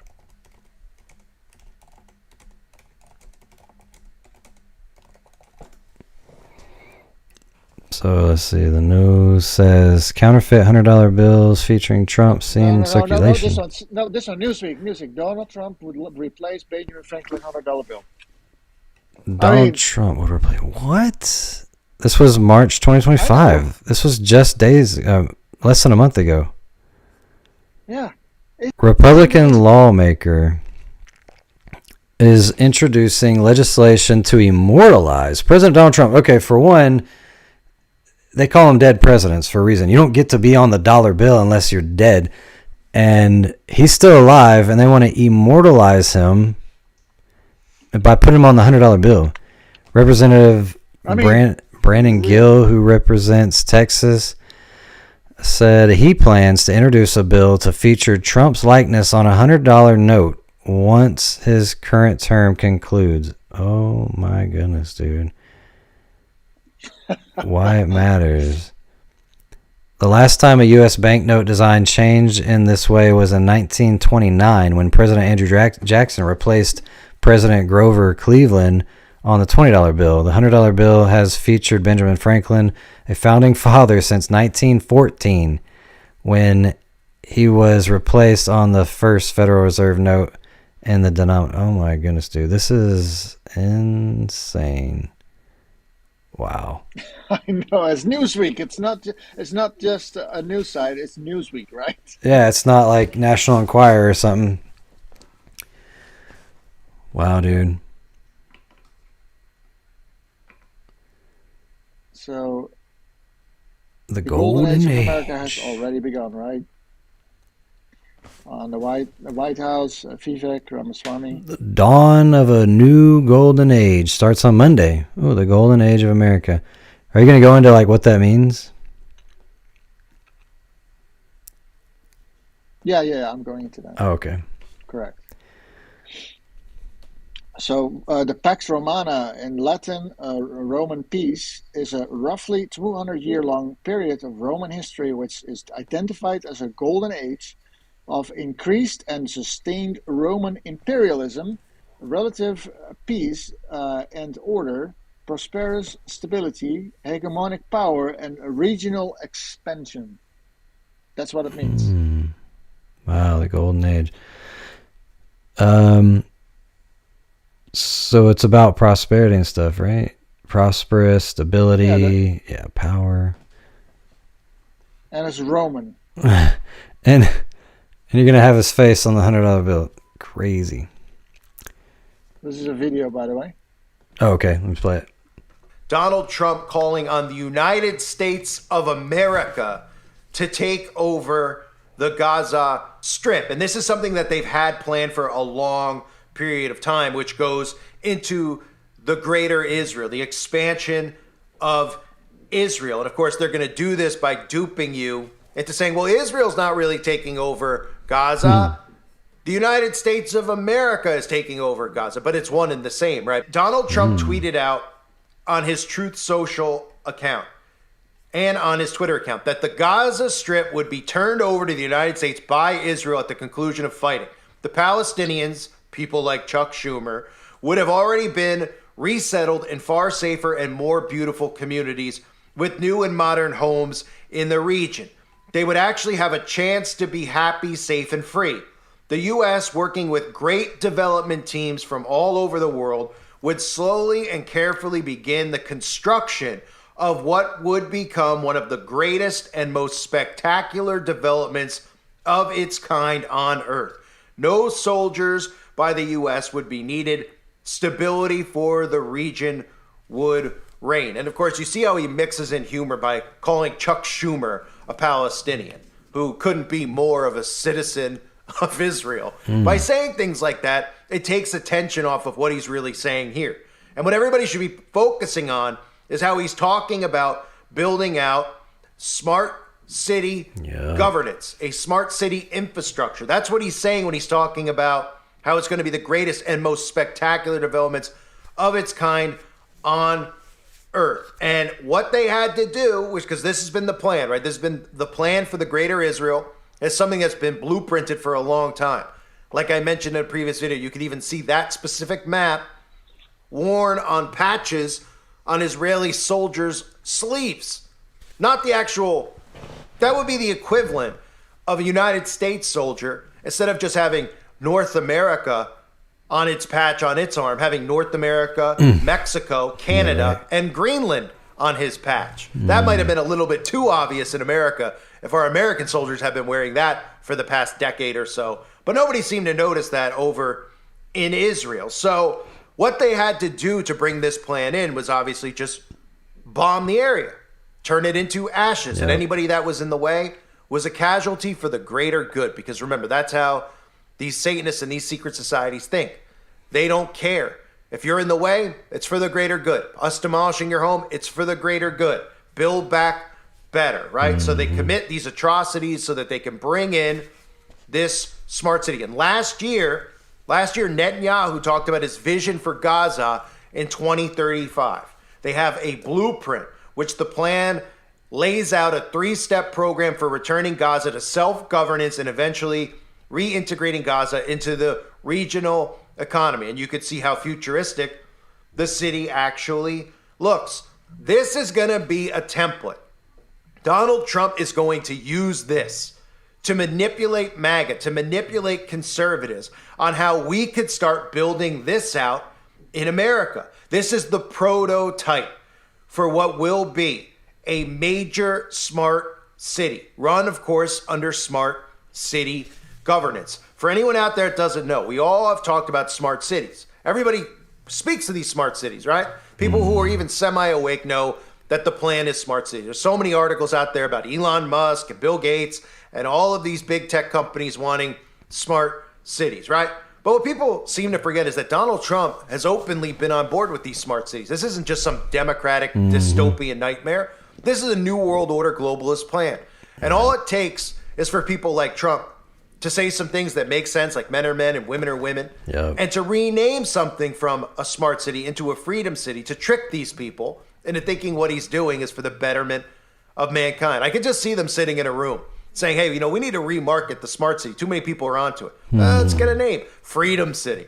Yeah, they'll fall for that. Oh, and they have. That's like calling, after 9/11, they said the Patriot Act. Oh, that sounds great. Yeah, we're going to pat you down and run you through scanners and everything when you go to the airport. Every time they take away a freedom, they just give it some pleasant name. Yeah, this dude. It's interesting. This dude is great. He's good. This article is from 2024, right? And the video itself that came out with Trump and Elon, the golden statue in Gaza. Right. This is recently, right? Yeah. So it's. I mean, that is crazy. What else do you need to know, right? Trump Gaza, man. We fixing to make it better. This is interesting. This is also a video. You can roll this video. Okay. Now, amidst a looming threat of a potential takeover by the United States of America, President Donald Trump is again back to making his comments. Greenland is heading for parliamentary elections next month. Now, the announcement comes as Danish Prime Minister Mette Frederiksen met her British counterpart, Keir Starmer. Now, the island part of the Danish territory will be holding polls for the 31 seats on the 11th of March. Following the announcement, Greenland's parliament passed a law blocking the political donations from foreign nations, fearing external interference. The incumbent Prime Minister, Mette Frederiksen, submitted his re-election bid while adding that they are in the midst of a very serious time. Now, Frederiksen urged the citizens for cooperation and has asked them to come together in support of Greenland. The election comes amidst Donald Trump's threat that the United States wants to take complete control of Greenland. In response, Prime Minister Frederiksen has time and again reiterated his stance that Greenland is not for sale, but it is open to do business with the American businesses. This is a very important video about Donald Trump acquiring Greenland, Donald Trump acquiring Canada, the North American Union, which you've heard me talk about. But at the same exact time as this talk about Greenland holding a snap election, you also have Donald Trump talking about leveling the Gaza Strip and taking it over to rebuild and stabilize the Middle East, which is a part of the Greater Israel plan. So while these two things are going on, this is what the mainstream media is pushing out there for conservatives, because conveniently, while Trump is talking about expanding Israel, while Trump is talking about acquiring Greenland and making Canada the 51st state, Trump's also signing an executive order banning trans women from women's sports. And this shows you just how low and how far down critical thinking has gone, right? You throw a little caveat at people out there, a little common sense, right? Oh, men can't play women's sports. Well, thank goodness, right? They finally passed a bill. Everyone's jumping for joy and celebrating, while Donald Trump is literally bringing in the New World Order. He is bringing about the North American Union. He is helping expand Israel, the Greater Israel. This is all happening, by the way, while he's calling this the Golden Age for America, just like in Rome, the Golden Age of Rome, which was called Pax Romana, which really consisted of a time of peace and prosperity, but most importantly, an expansion, a territorial expansion. And now we're seeing the New World Order's expansion occurring. This is part of the New World Order's map. And this is another great way, while they're talking about these issues that shouldn't be issues, they shouldn't be discussed. We shouldn't be wasting our time talking about things like men playing women's sports. These should be non-issues. But the majority of sheeple, this is issue number one. Just basic common sanity, right? Right. So distract them with this nonsense, make them celebrate and cheer and look over and troll the Democrats while all of this nonsense is going on back and forth, while Trump is bringing in exactly what the blueprint for anybody out there who even has the slightest knowledge of the New World Order's blueprints. He's bringing it in right now. AI infrastructure, the blueprint for the Club of Rome, the expansion of the North American Union. Again, this isn't the first time that Trump has talked about it. It really, when you look at everything going on now, this is just mind control and how it works. They've been desensitizing people to the North American Union because Trump was talking about, in 2019, the proposed United States acquisition of Greenland. Trump was talking about acquiring Canada. So why do they keep saying it without doing it? Well, the most basic form of mind control is repetition. Again, the 51st state with Canada in the last 24 hours, because they're talking about these tariffs which are going to be used to acquire Canada. That's the whole purpose that you're hearing about the tariffs with Canada and Mexico. They threw China into the mix for the stock market's sake and to make it seem like they're not deliberately trying to form a North American Union. So throw China into the mix with the tariffs. So it's just Trump trying to go after people who aren't fair to us. But it's really just about building out the North American Union. So here he is again talking about how it would be in everybody's best interest to bring in Canada as the 51st state. That he could agree to change your mind on the tariff? Well, we can always, look, what I'd like to see, Canada become our 51st state. We give them protection, military protection. We don't need them to build our cars. I'd rather see Detroit or South Carolina or any one of our Tennessee, any one of our states build the cars. They could do it very easily. We don't need them for the cars. We don't need them for lumber. We don't need them for anything. We don't need them for energy. We have more energy than they do. We don't need them for energy. So I say, why are we doing this? Why are we willing to lose between $100 billion and $200 billion a year? We don't need them. As a state, it's different. As a state, it's much different. And there are no tariffs. So I'd love to see that, but some people say that would be a long shot. If people wanted to play the game right, it would be 100% certain that they'd become a state. But a lot of people don't like to play the game because they don't have a threshold of pain. And there would be some pain. So again, Trump is talking about buying Greenland and Canada, suggesting Canada merge with the United States, become the 51st state. So what has happened in Greenland?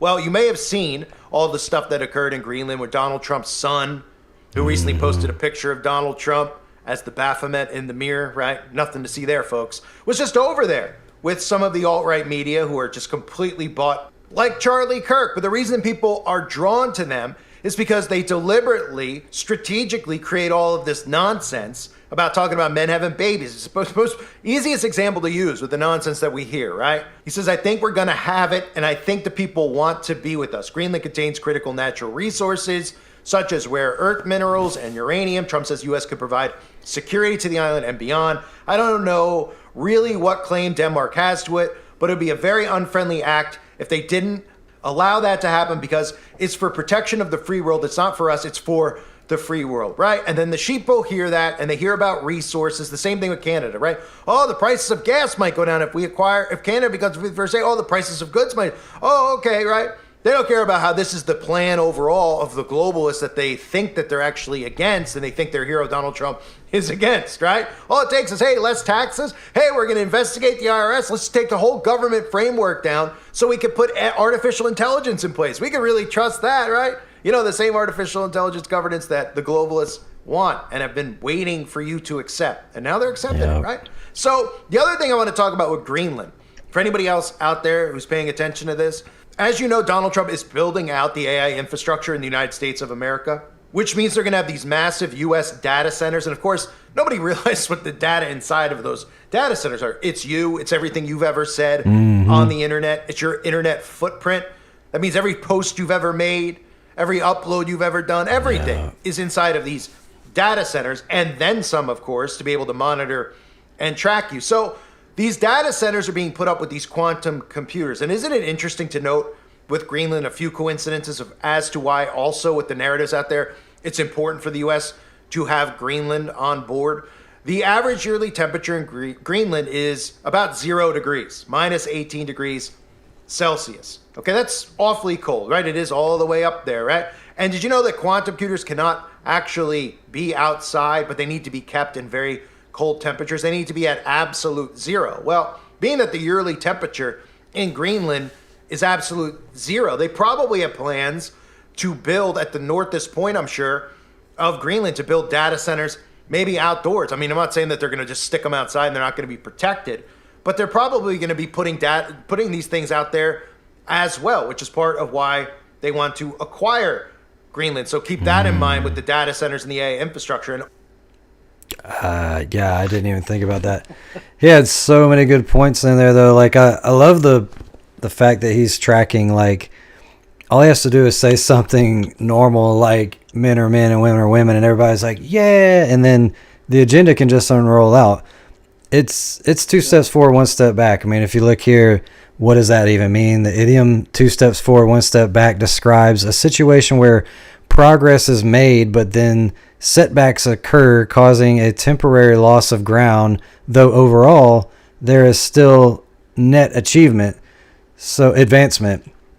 So basically, the agenda is set. It has been since, Satan's been the god of this world, and the agenda is New World Order. That's what prophecy says. But when they start making certain laws that take away certain freedoms or that are just real tyrannical, the people get unsettled and they want to uprise and all that. And they're like, okay, we'll okay, sorry about that. We'll take away that little thing. And then in the background, they're putting 2 more steps in. It's like, we'll take away 1 thing, but we'll add 2 more. And then when you guys finally let up, that law will come back in. And so he's like, they've created all this chaos. And while he's saying, okay, we're getting rid of all the woke stuff, everybody's like, yeah, and he's signing a document. All right, and oh, we're going to do this, and yay, and okay, AI governance, and the agenda's the same, no matter who's in office. That's right. Well, and he talked about the Club of Rome, right? And the Club of Rome, that was 1973 or 72, around that time. There was a book written by the Club of Rome, or an article written by the Club of Rome, and it's open, it's public, it's in the archives, and they basically had created a map, and I think it's the next slide. If you go to the next slide. Let's see. Oh yeah. See. So this is in 1973, the Club of Rome published a report titled "The Regionalized and Adaptive Model of the Global World System," which divided the world in 10 regions or kingdoms. And isn't it interesting? We talked about it off the show yesterday after the show, about the 10 kingdoms, right? And the 10 kingdoms, those were the 10 kingdoms about those 10 regions, right? With where the little horn came out. That's the papacy, right? That's what we believe. But the dispensationalists think it's the future. Well, this is setting up the whole thing for the future, 10 kingdoms. They just play into the playbook of Trump or whoever being the Antichrist as a person, instead of the papal system being the Antichrist, and forget that and mislead people, and even to the point that people think like, hey,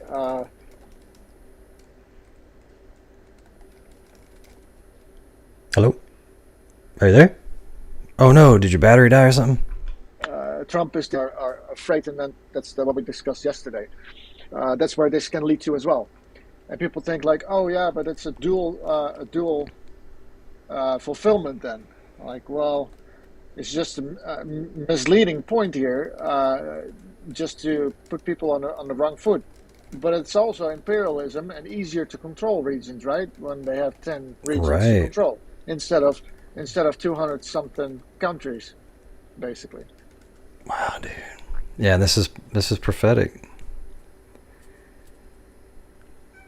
Wow, dude. Yeah. Yeah, I mean the more you take over, the easier it is to control, because I mean America is just going to become like this big monopoly, I guess. Yeah, and what did Pax Romana mean, right? It's imperialism, right? It's taking over. And what does Trump want to do? Take over Canada, take over Greenland. And you see Russia having also those older states back, right? Yeah. See that? Even more than that. So what my colleague is going through, my friend in Slovakia, is saying that his president is kind of like he's kind of pro Putin. It's not a coincidence, and you see, I think let's see there, a little part of Finland or so is taken back over, and other parts. I mean, I don't know if war is coming. I'm not predicting anything. I'm not saying anything that's going to happen. But if this map is drawn by the elites, there must be something, going to happen at some point. Well, what a perfect way to bring about New World Order is order out of chaos. So what's the most chaos you can have is war. Yep. And when people want peace, when they say peace and safety, sudden destruction will come upon them. That destruction is the return of Christ. So I believe, there is going to be a war coming. And it might be stopped by quote unquote aliens that are coming to save the day. And who knows, man. There's some great comments going on in the comment section there. Is there another slide? I think this is it, but I'm not sure. You can try. Yep, that's it. Wow, dude. This is just getting more. All the evidence is just building up to where you cannot deny this. I mean, recap. What if you had to run through all the slides, recap what all we saw. We saw the hidden hand from all the leaders all over the world, Freemasonry. We saw the connection with not just Hollywood, but also the political leaders hooking up with that what's her name? Melina Abramovic, the Satanist, and they're all involved. Marina Abramovich.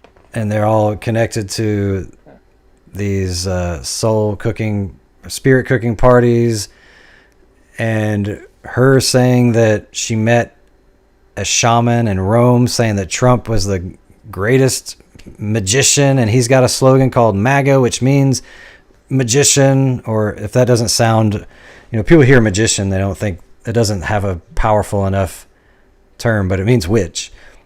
Then Clinton saying that his wife communicates with the dead. Somebody in the chat said they saw that Abraham Lincoln's wife communicated with the dead, and it's pretty common. It seems like these presidents' wives. Doesn't surprise me.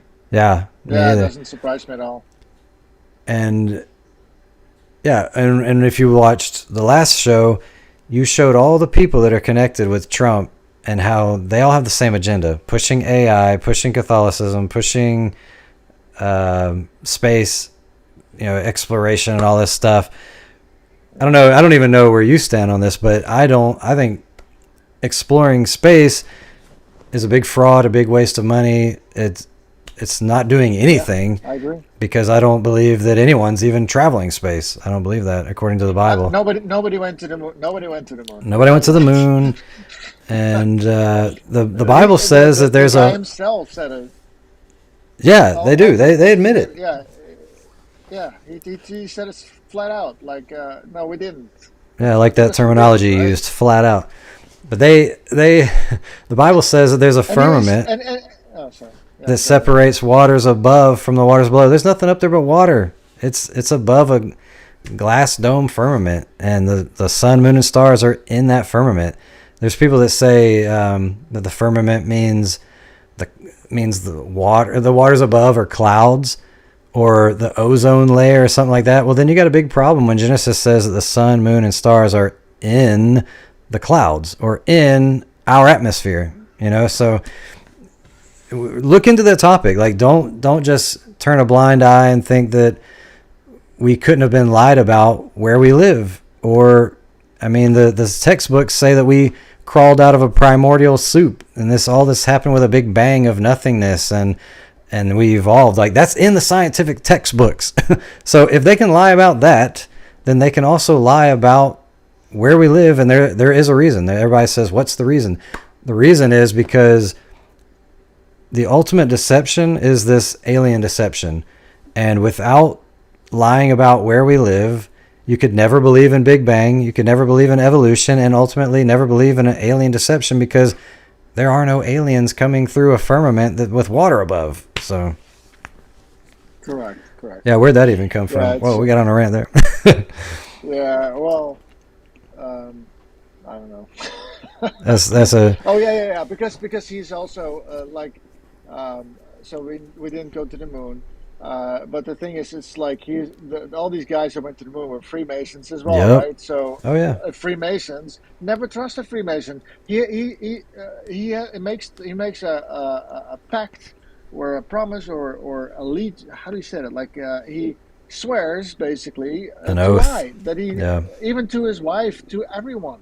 So if a person is a Freemason, don't trust a word, because they're allowed to lie.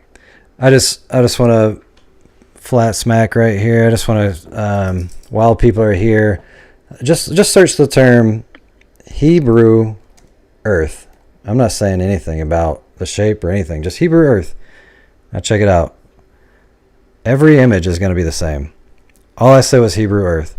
I mean, this should tell you something, that there's something worth looking into, that this is what the Hebrews believed. I mean, so if they were the ones that wrote the Bible, were in touch with God, hearing from God, and that's what they believed, then don't just think these people were ignorant imbeciles.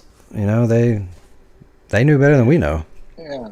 Well, and I think Josh mentioned that in one of your shows, or you were on his shows, but he said the idea that struck me, like the idea then how close God actually is, because if you think that the universe is expanding all the time, right? It's expanding, then where is God? He's outside the creation, right? So if that's the case, how do I explain that?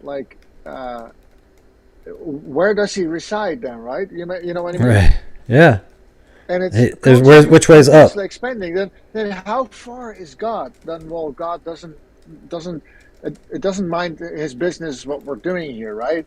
Right. But in that system, how close is God then, right? God is pretty close. Yep. Closer than we think. Yep. We know that struck me. That was like, wow.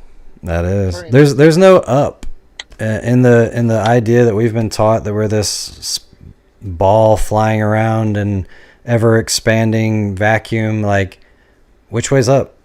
I mean, which way is Jesus coming from? Which way's heaven? Well, yeah. Well, funny that you say that. Okay, every eye will see him, right? How is that possible? If Yeah. one half the world is dark and there's nothing there. Secondly, what is interesting, there was another thing that I wanted to say, but I forgot. Yeah, there are so many things that just don't add up. Oh yeah, there was one thing in the Bible that says that the sun stood still. Yes. Which So is the Bible doesn't say like the earth stood still. No, the sun stood still. right. Yep, huge one. Yeah, man, this is why I cannot wait to get this presentation done, because I don't know, I just know the things that convinced me, and I can't wait to like put those all together, because I'll show scripture and then science that proves it. You look at stars with a telescope, they look like light bulb, they look like an LED light underwater. That's exactly what the Bible says they are, that everything up there is lights in the firmament, the waters above.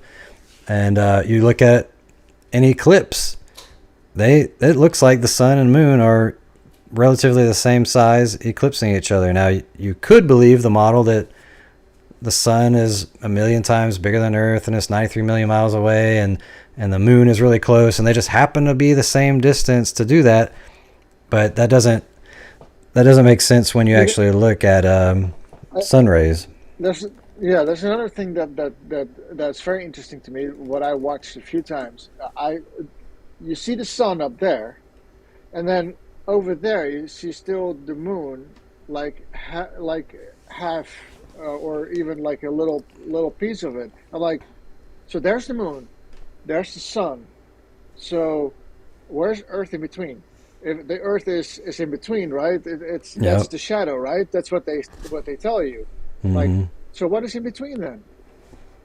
Good question. Yeah, I mean, what is the shadow then, right? This is what we observe with our eyes. And if you follow the trace of light, there's some back here, some in the foreground, these rays are splayed out, and they are pointing you to the source of light.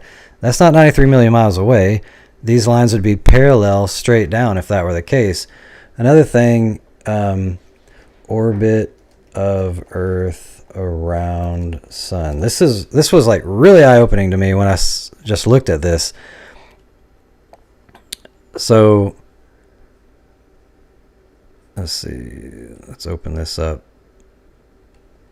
Man, some people are just in for a surprise with this now. They came for the Trump stuff, but yeah, bonus. Bonus, yeah. So right here, I think this is like June. This is January. This is July, I think. So at this time of the year, the stars are this way, right? Because they're opposite side of the sun. So all these months, you're looking at the stars this way. Well, what about when you're over here and these months and you're looking at the stars this way? Opposite side of the sun. I mean, this is 93 million miles here. Then the circumference or whatever, the width of the sun, then 93 million miles more. And now you're looking at stars this direction. And yet, the northern star never moves. The northern star never moves. You're looking at stars on the left, stars on the right. The northern star never moves. I mean, you can't have that. You can't be on an axis corkscrewing through outer space, ever-expanding universe. Everything is expanding and moving. And for thousands of years, constellations have never changed. That's how they use the astrolabe. It still works today. You can still predict where the stars are and all that stuff. But yeah, so much contradiction there. Yeah, man. We'll do that. I love like these conversations, man. I love like the stuff you've been showing has been so eye-opening. And if anybody thought that Trump was going to save the day, that he's a Christian, that he's, for us, I mean, this should just show that he's part of the club. The agenda is the same, no matter right or left. Both wings of the same bird. And it's what the Bible says, that Satan is the god of this world. And we know that ultimate agenda is one world order, one world government, one world religion, and everything's coming into place. Trump is the one saying, yep, Stargate. I mean, it was like his first month as a president unrolling out Stargate. What is Stargate? It's total AI governance. every surveillance camera, everything's going to be analyzed by AI, tracking. They don't have to hire a security guard anymore to watch a bunch of monitors. It's computers that never sleep. But even think about this. Think about this. Your smart home. Yes. Will be controlled. Oh, you're using too much energy. It will shut you off. You eat too much food. We lock your fridge up, right? Yeah. So it's like they control everything. Or you've been a naughty boy at some point, right? Yep, you've been naughty. You don't get your social score went down, and you can't even eat this week. Man. We turn the light off. Yeah, so where's the hope? What do we do, you know? Get close to God. We know detriment is coming. The only answer is Jesus. The only answer is God's word. The only answer is Bible prophecy. If you don't know Christ, if you don't believe the Bible, if you don't believe God, it's time to open it up. It's time to start seeking. It's time to start asking God, if you're real, reveal yourself to me in this word, because the things I'm seeing are fearful, scary, and it lines up with what people, like what these Bible believers believe. So who are you, God? Reveal yourself to me. I want a relationship with you. How do I have that? And just seek a relationship with Christ, get in his word, pray, because one day Christ is coming soon. And the line's drawn in the sand. You know, choose ye this day whom you will serve. I don't even want to be around for what's coming. I don't care if I'm offered the whole world. What profits a man who gains the whole world, loses his own soul? We're all going to pass. We're not guaranteed tomorrow. And you have to think about that, you know? And so I just hope that if anybody's watching this, this has been eye-opening in a way that made them want to really study out prophecy and choose to have a relationship with Christ. Amen. Man, thank you so much for all your research. Do you got more for us later? You got some more stuff lined up? Oh man, we've got lots of episodes, man. We can do year round. Awesome. Okay. Things are moving forward the whole time, right? So there's always something to talk about. But I do have a lot prepared, right? I think it was hilarious the first time that I came over, right? It was too funny because I had so much information, and then after that I came back home after the 2 episodes that we did, I broke everything down into 16 episodes or whatever, and even that is crazy because now we did 2 episodes out of the 3rd episode. Oh, that's crazy. So yeah, we've got a lot. So if you wouldn't have broke it down, it'd be like a 24-hour live stream. Probably. Or more. Yeah. We've got so much to cover, so much things going on, and so much things connected, and everything connected to Rome, and it's insane. It's just the tip of the iceberg, right? Yeah. Really, what we're showing. Dude, there's still stuff that we have no clue, man, and we'll never know. Yeah. Wow, man. Well, thank you so much for coming on, dude. Always a pleasure. If you guys want to check, I wish I could tell them to go to your channel or something, but Minnow is exclusively here on Candid Truth. Third member, third host of Candid Truth. So check out some other videos, man. We'll put some links in the description of other videos that Minnow's done. And you guys will see, man, the evidence only points to one thing, that all roads lead to Rome.